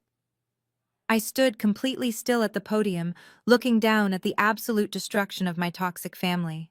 They had built their entire identities on status, wealth, and fake prestige. Now they were being torn apart by the very people they had tried so hard to impress. I did not feel a single ounce of pity. I watched the chaos unfold with the cold, calculating satisfaction of a woman who had meticulously engineered her own justice. David stepped up beside me on the stage, wrapping a solid, protective arm around my waist, as the crowd below us descended into a complete, uncontrollable riot. He looked down at my parents and my sister with nothing but cold disdain. Suddenly, a new terrifying sound sliced through the shouting, the crying, and the relentless sound of shattering glass. It was a loud, piercing wail, echoing rapidly up the long, manicured driveway of the estate. The deafening shriek of heavy sirens filled the night air, growing louder and more intense by the second. Violent strobe-like flashes of brilliant red and blue lights swept aggressively across the grand ballroom's massive floor-to-ceiling windows, painting the chaotic scene inside with the harsh, undeniable colors of federal law enforcement. The heavy double doors of the grand ballroom did not just open, they were violently breached. A deafening crash echoed over the screaming crowd as the massive oak doors were shoved wide open, hitting the interior walls with a force that shook the crystal chandeliers. The chaotic riot of angry investors instantly froze. The shouting died in their throats as a flood of armed federal agents poured into the extravagant space. Men and women wearing dark tactical vests with the letters FBI emblazoned in bold yellow across their chests swiftly formed a perimeter. Right behind them marched the formidable investigators of the Internal Revenue Service Criminal Investigation Division. They moved with absolute terrifying precision. There was no hesitation. This was a highly coordinated multi-agency federal raid, and they had come to dismantle my family's fake empire. Special Agent Mitchell strode confidently to the center of the room. He bypassed the terrified country club elites, his eyes locked dead onto the pathetic figure scrambling on the marble floor. Donovan was still desperately trying to drag himself away from the furious mob of investors he had scammed. His pristine white cast scraped uselessly against the polished stone. He looked up at the federal agents, his eyes wide with wild, unadulterated panic. Donovan Mitchell's voice boomed across the silent ballroom, echoing with undeniable authority. You are under arrest for federal wire fraud, money laundering, and operating a multi-million-dollar Ponzi scheme. You have the right to remain silent. Anything you say can and will be used against you in a court of law. Donovan tried to play his final desperate card. He raised his hands in mock surrender, his voice shaking as he pointed to his bandaged head and his leg. Please, you do not understand. He stammered, sweating profusely under the harsh lights. I am a victim here. I was in a horrific car accident. I am severely injured. You cannot do this to a disabled man. I need my wheelchair. Mitchell did not even blink. He gave a sharp nod to two heavily built FBI agents standing nearby. The agents stepped forward, grabbed Donovan by his custom-tailored lapels, and hauled him roughly to his feet. The sudden, forceful movement caused Donovan's supposedly shattered leg to slam against the marble floor. The fake plaster cast cracked loudly down the middle, crumbling away to reveal a perfectly healthy, uninjured limb underneath. A collective gasp of absolute disgust rippled through the watching crowd. The billionaire visionary was nothing but a cheap, cowardly con artist. The agent spun Donovan around, yanking his arms aggressively behind his back. The sharp metallic click of cold steel handcuffs snapping shut around his wrists echoed through the ballroom. It was the most beautiful sound I had ever heard. Donovan sagged against the agents, all the arrogant, boastful energy completely drained from his body, as the reality of a 15-year federal prison sentence crashed down upon him. Watching her husband being hauled away like a common criminal, Morgan completely lost her mind. The illusion of her flawless high society life was disintegrating right in front of her eyes. She scrambled up from the floor where she had fallen earlier, her stolen crimson designer dress torn and ruined. Her perfectly styled hair was a chaotic mess. She looked around the room, her chest heaving, until her wild, furious eyes locked directly onto me, standing tall and untouched on the mahogany stage. You did this! Morgan shrieked, her voice tearing at the seams, sounding entirely unhinged. She pointed a shaking finger at me, her face contorted into a mask of pure venomous hatred. You ruined everything, you jealous, spiteful bitch. You destroyed this family because you could not stand to see me succeed. You set us up. She lunged forward, intending to charge the stage and attack me, but she did not even make it 2 steps. A female FBI agent expertly intercepted her, grabbing Morgan's arm and twisting it sharply behind her back with practiced efficiency. Morgan let out a shocked yelp, struggling violently against the agent's iron grip, thrashing her body from side to side in a desperate, pathetic tantrum. Let go of me! Morgan screamed, kicking her expensive heels against the agent's shins. Do you know who I am? I am a victim. She is the one you should be arresting. She is a liar. Morgan, you are under arrest. The female agent stated coldly, effortlessly, pinning Morgan's other arm and snapping a second pair of handcuffs securely onto her wrists.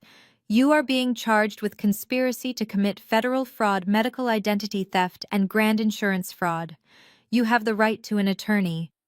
Morgan stopped thrashing. The words, medical identity theft, hit her like a physical blow to the stomach. She looked up at me, her mascara running down her cheeks in dark, messy streaks. The arrogant golden child who had spent her entire life stealing what belonged to me was finally realizing that there was no mother or father who could save her from federal prosecution. She sobbed hysterically as the agents dragged her forcefully out of the ballroom, her cries echoing down the long, luxurious hallway until she was shoved into the back of a waiting squad car. From my vantage point on the stage, I shifted my gaze to my parents. Thomas and Cynthia were standing near the grand buffet tables, completely paralyzed by a profound, agonizing terror. The wealthy friends they had spent decades trying to impress had entirely abandoned them, backing away, as if my parents were carrying a highly contagious disease. No one wanted to be associated with the masterminds of a federal Ponzi scheme, but the nightmare for Thomas and Cynthia was just beginning. The Internal Revenue Service does not just arrest criminals, they dismantle empires. Scores of federal inspectors began fanning out across the sprawling mansion. They carried thick stacks of barcode stickers and heavy cardboard boxes. I watched as an IRS agent walked right past my trembling mother and slapped a bright red seizure notice directly onto a priceless antique vase sitting on an entryway pedestal. Other agents were already moving into the private home offices, confiscating hard drives, sealing financial filing cabinets, and cataloging the expensive artwork hanging on the walls. Special Agent Mitchell walked over to where my father was standing. Thomas was physically shaking, his face pale and glistening with cold sweat. Mitchell pulled a thick, heavily stamped legal document from his tactical vest and shoved it directly against my father's chest. Thomas Mitchell said, his voice entirely devoid of sympathy, "You are being served with a federal asset forfeiture order. We have probable cause to believe that this estate, the vehicles in your driveway, and the luxury assets within these walls were either funded by illicit money or used to facilitate federal wire fraud. Everything here is now the property of the United States government. You and your wife have exactly 1 hour to pack a single bag of basic necessities and vacate the premises immediately." Cynthia let out a broken, agonizing wail. She collapsed onto her knees right there on the polished marble floor, burying her face in her hands. The massive, beautiful mansion she had used to belittle me, the wealth she had weaponized to make me feel small, was being ripped away from her in a matter of seconds.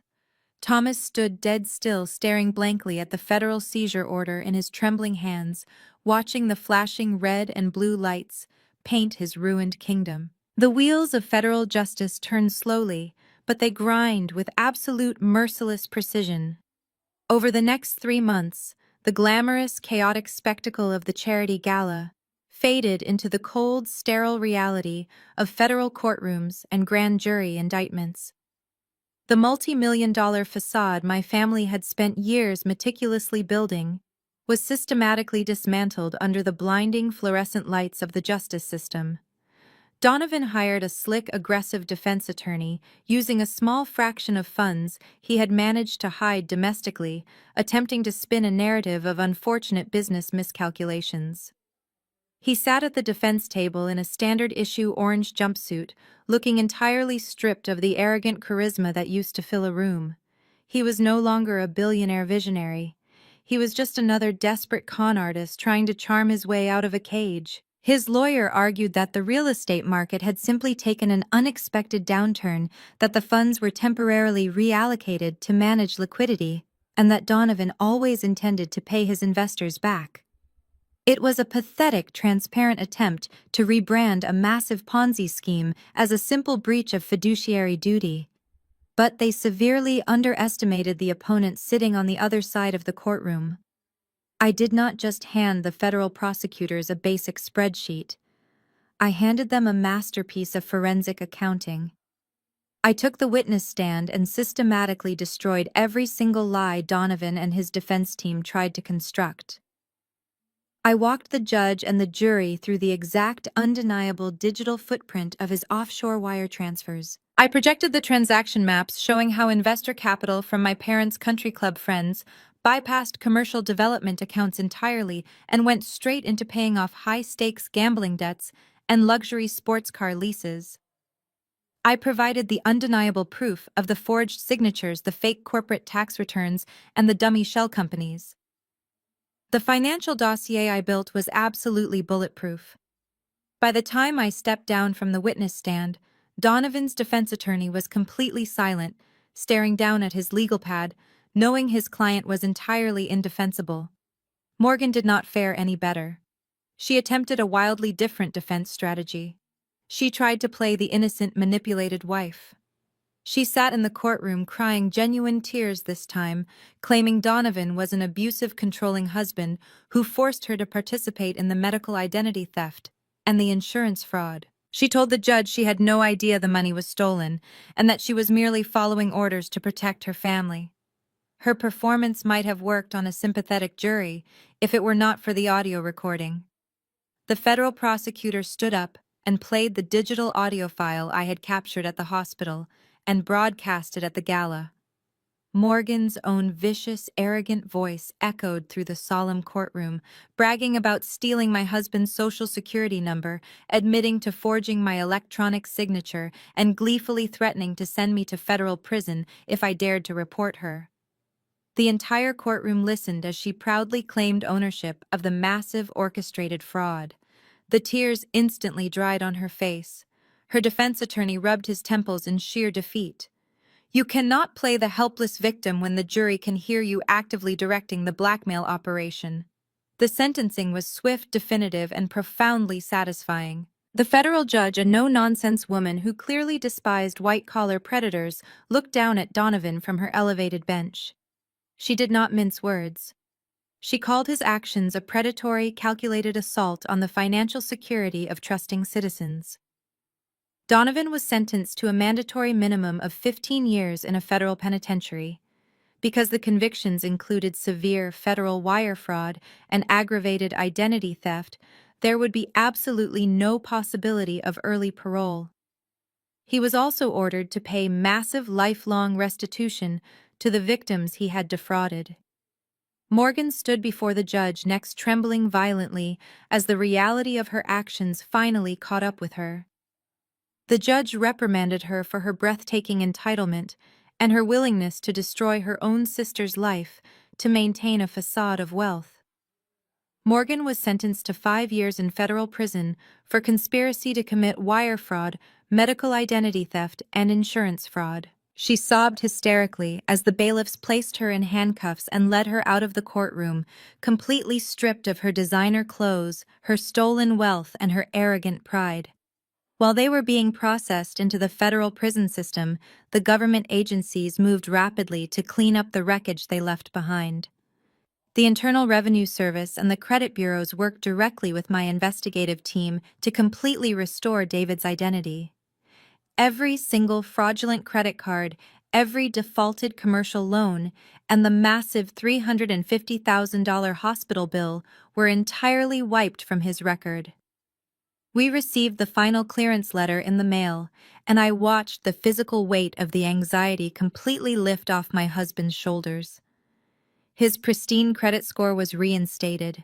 His landscape architecture business flourished, completely untainted by the chaos my family had tried to drag him into. We were entirely free from their toxic grip, our financial future safe and secure.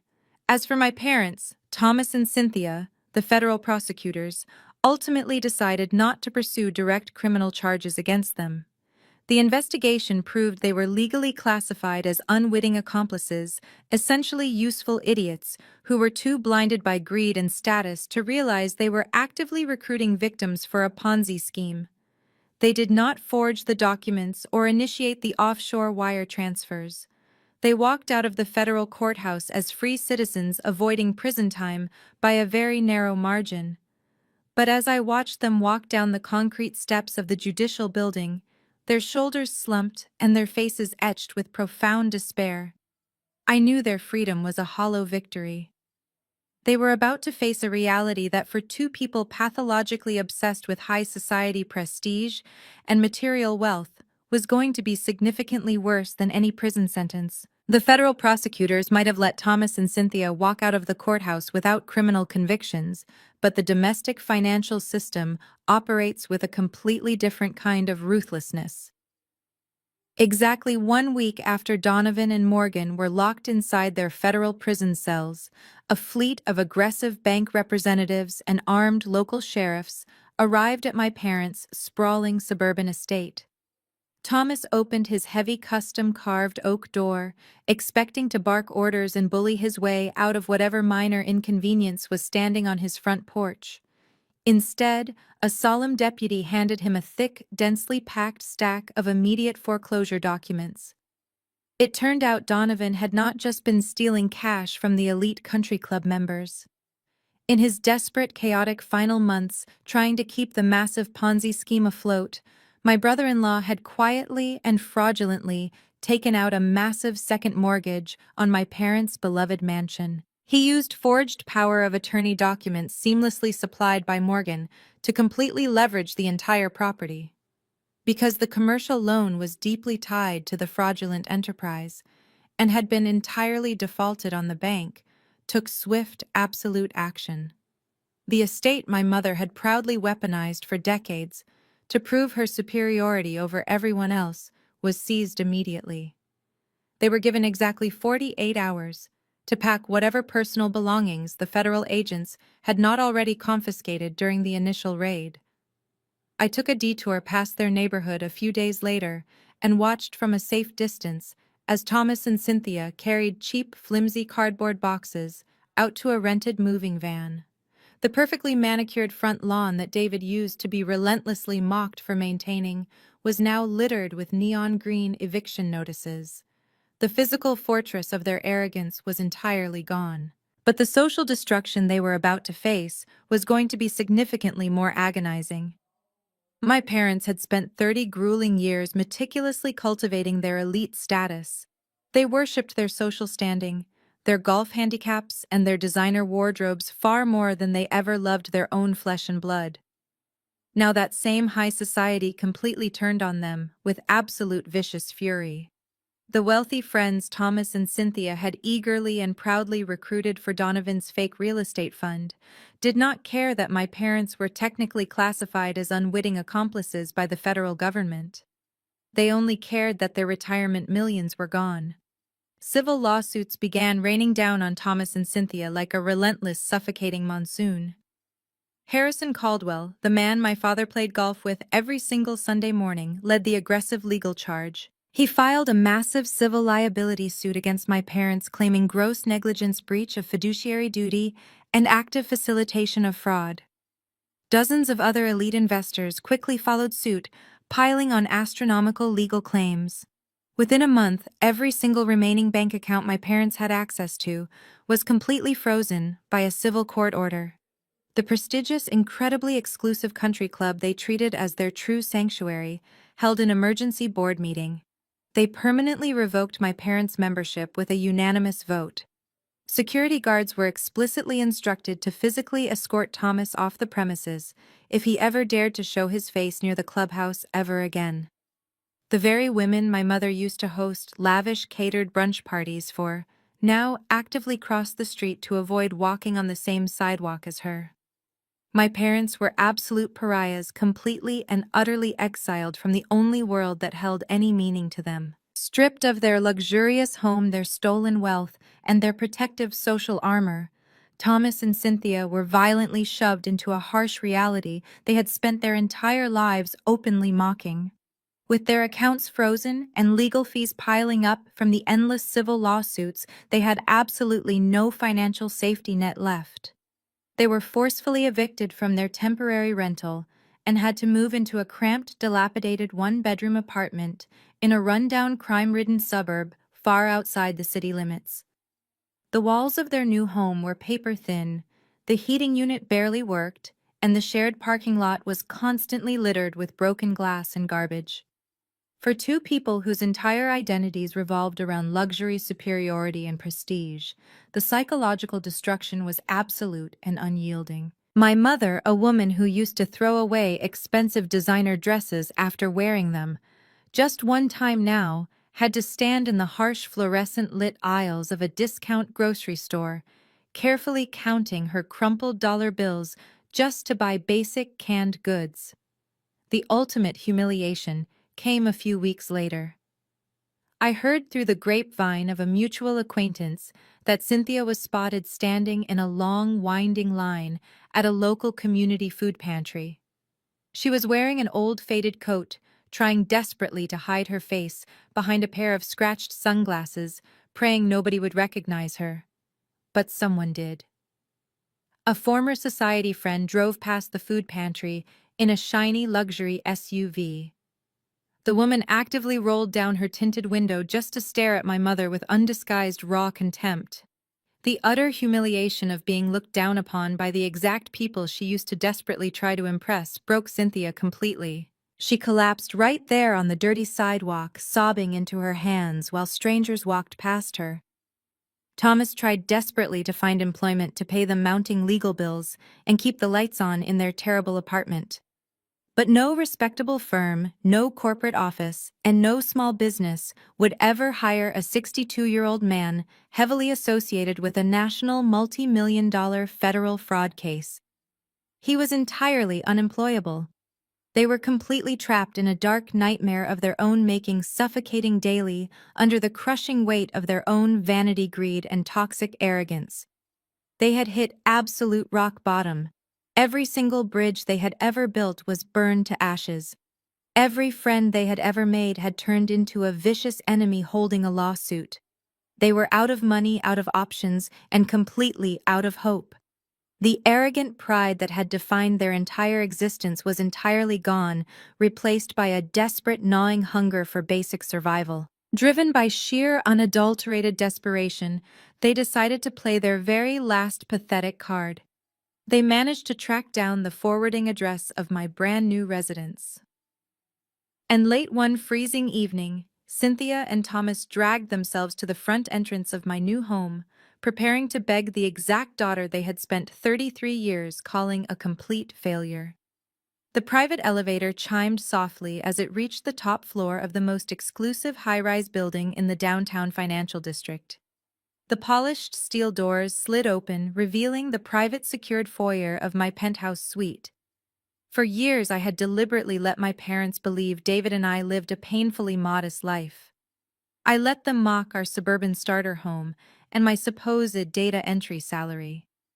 I never bothered to correct them or flaunt the massive corporate bonuses, the lucrative consulting contracts, or the high six-figure salary I commanded as a top-tier federal forensic auditor. I invested my money quietly securing this multi-million-dollar penthouse under a private trust.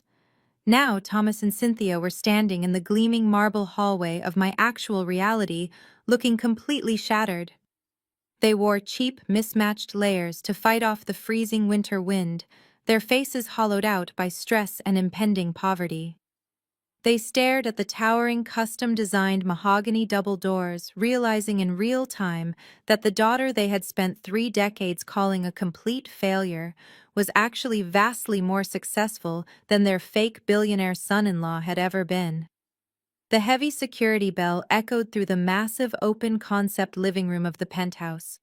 I did not rush to the door. I walked over to the digital security monitor mounted on the wall and watched the high-definition feed.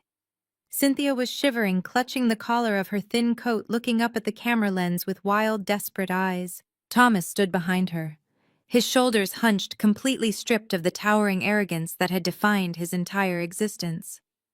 I pressed the intercom button, my voice transmitting clearly through the secure outdoor speaker. "Yes," I asked, my tone as flat and unbothered as if I were speaking to a random door-to-door salesperson. Hearing my voice, Cynthia completely broke down. She threw herself against the heavy wooden doors, sobbing hysterically. Her knees buckled and she collapsed right there onto the polished marble floor of the foyer. "Lauren, please open the door," Cynthia wailed, her hands smacking flat against the thick wood. "You have to save us. We have absolutely nowhere else to go. The banks took everything. The lawyers took the rest. Please help us pay off these civil lawsuits. We are your family, Lauren. We are family." I did not unlock the deadbolt. I did not open the door even an inch. I simply stood on the other side of the reinforced security barrier, my arms crossed tightly over my chest, radiating an absolute impenetrable coldness. I listened to my mother sob on the floor, and I felt absolutely nothing. No pity, no guilt, no lingering sense of daughterly obligation. You threw $5,000 in cash on my coffee table and told me to buy a cheap dress to make your fake son-in-law look good, I said calmly, my voice slicing through the intercom speaker with lethal precision. You stood in the emergency room and demanded I commit a federal felony to protect a drunk driver who stole my husband's identity. You told me David's clean record did not matter because he just plants bushes for a living. You told me to shut my mouth and know my place. Thomas stepped closer to the camera, his face pale and twisted with misery. We were wrong, Lauren. He pleaded, his voice cracking into a pathetic, high-pitched whine.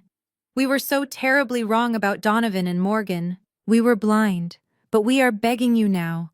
You clearly have the money. You live in a penthouse. You can afford to hire a legal team to get these investors off our backs. If you do not write a check to settle these debts, we are going to end up sleeping on the streets. I took a sip of the sparkling water I had brought with me to the monitor. I let them sit in the agonizing silence for a full minute, letting the absolute futility of their begging sink deep into their bones. They were not apologizing for decades of emotional abuse. They were not apologizing for constantly prioritizing Morgan. They were only apologizing because their golden ticket had turned out to be a counterfeit, and they desperately needed a new host to leech off of. I looked at the security feed, watching the two people who had spent my entire life trying to tear me down now groveling on their hands and knees outside my fortress. You spent your entire lives worshipping money and social status, I told them, my voice smooth and unforgiving. You happily fed your own friends to a financial predator just so you could brag at the country club. You chose your side. You chose your golden child. Now you get to live with the exact consequences of those choices. Cynthia began pounding her fists against the door again, leaving desperate smeared handprints on the polished wood. Lauren, you cannot do this to your own mother and father, she screamed, her voice hoarse and broken. It is selfish. It is unbelievably selfish to hoard all this wealth while your parents are starving and homeless. You have to sacrifice for us. The word selfish echoed in the grand quiet space of my penthouse. It was the exact same word they had weaponized against me my entire life. Every time I set a boundary, every time I refused to hand over my savings to fund Morgan's extravagant lifestyle, they called me selfish. They always demanded I sacrifice my own well-being to maintain their fragile, toxic illusion of a perfect family. I leaned directly into the intercom microphone, my expression hardening into absolute stone. You always told me not to be selfish, I said, my voice dropping to a harsh, icy whisper that commanded their total attention. You always told me I needed to know how to sacrifice myself for the sake of the family reputation. I paused, letting the silence stretch just long enough to make their hearts pound with sudden, terrifying realization. I am doing exactly what you taught me. I am sacrificing the two of you to protect the perfectly clean, untouchable reputation of David and myself. I kept my finger firmly pressed against the intercom button, making sure the high-definition audio captured every single syllable of my final statement to the people who had brought me into this world, only to treat me like a disposable asset. Thomas had finally looked up at the camera. His eyes were completely hollowed out, entirely devoid of the arrogant country club pride that had defined his entire existence. He looked like a broken, pathetic old man who had bet his entire life on a losing hand. Cynthia was still weeping on the marble floor, her sobs echoing through the pristine hallway of my building. You spent the last 5 years telling everyone who would listen how incredibly proud you were of your billionaire son-in-law. I said, my voice echoing with absolute lethal finality through the speaker. You worshipped the ground he walked on. You happily offered up your own friends on a silver platter just to bask in his fake glory. You looked at my honest, hard-working husband and called him a glorified lawn boy. Well, your billionaire is currently sitting in a federal penitentiary wearing an orange jumpsuit. If you need money to pay off your massive civil lawsuits, I suggest you go visit him during visiting hours and ask him for a loan. Do not ever come to my home again. Do not ever call my phone again. Do not ever bother our lives again. Before Thomas could even open his mouth to utter another pathetic, desperate excuse, I pulled my finger away from the console. I pressed the bright red disconnect button. The audio feed cut off instantly with a sharp, definitive click. The agonizing sound of my mother's weeping and my father's desperate pleading vanished entirely, replaced by the profound, beautiful silence of my secure multi-million-dollar penthouse. I stood there for a moment, simply breathing in the quiet. I watched the video monitor for a few more seconds. Thomas slowly reached down and helped Cynthia to her feet. They looked at the heavy mahogany doors one last time before turning around and shuffling back toward the elevator, completely defeated. They were finally gone, banished back to the miserable, impoverished reality they had so meticulously engineered for themselves. I turned my back on the security screen and walked away from the foyer. My footsteps echoed softly against the imported hardwood floors as I made my way back into the sprawling, open-concept living room. The ambient lighting was dim and warm, a stark contrast to the cold, harsh fluorescent lights of the hospital hallway where this entire nightmare had begun. David was standing by the massive kitchen island. He had taken off his suit jacket and rolled up his sleeves, looking completely relaxed and entirely at peace. He was smiling warmly as he carefully poured a vintage red wine into 2 large crystal glasses. It was a quiet, intimate moment of celebration between a husband and wife who had weathered a massive storm and emerged entirely unscathed. I walked over to him and he handed me a glass. He did not ask what they said. He did not ask if I felt guilty. He already knew the answers. He wrapped his strong, comforting arm around my shoulders, and together we walked over to the massive floor-to-ceiling windows that stretched across the entire length of the penthouse. We stood shoulder to shoulder, sipping our wine and looking out over the breathtaking panoramic view of the city skyline. The towering skyscrapers glittered like diamonds against the pitch-black night sky. Millions of lights stretched out for miles, representing millions of lives, millions of stories, and millions of choices. Down there, somewhere in the dark, my parents were driving back to a freezing, dilapidated apartment with absolutely no future and no hope. Up here in the warm, secure fortress we had built with our own honest labor, we had everything we could ever possibly need.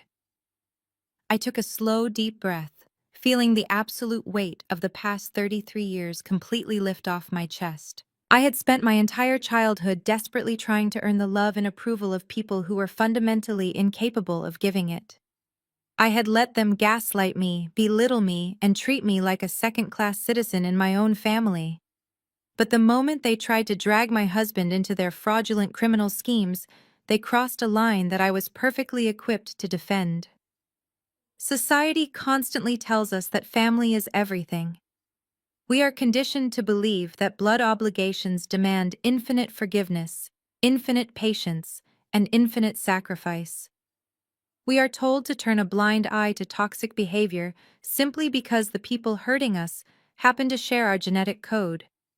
But the truth is entirely different. Justice does not naturally come to those who suffer silently under the crushing weight of family abuse.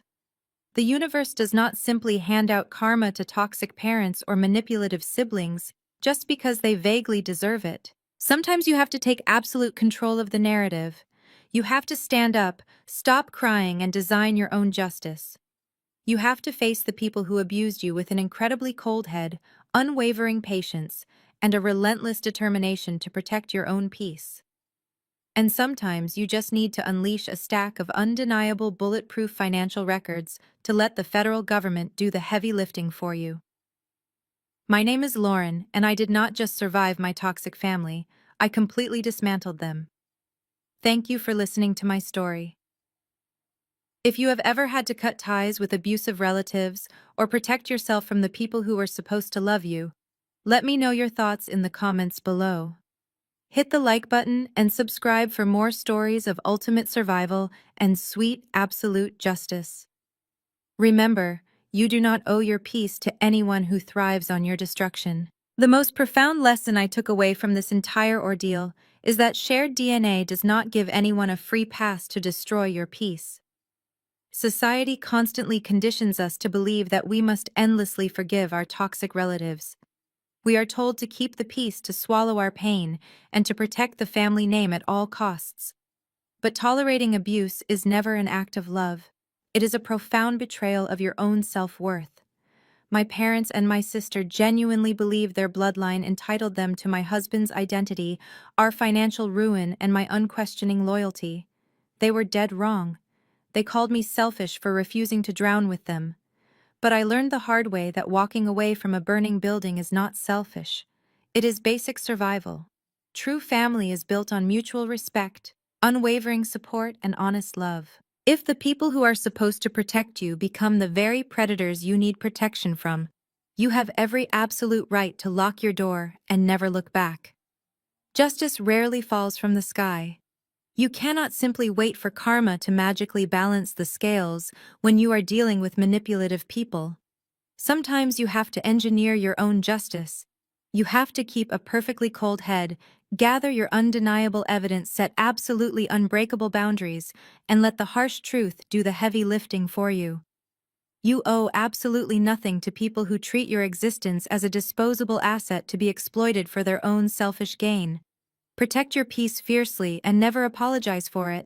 If you are currently dealing with toxic family members who drain your energy and disrespect your boundaries, I want you to know that walking away is a powerful choice. Share your own experiences with setting family boundaries in the comments below. Hit that like button and subscribe to our channel for more empowering stories of survival and sweet justice.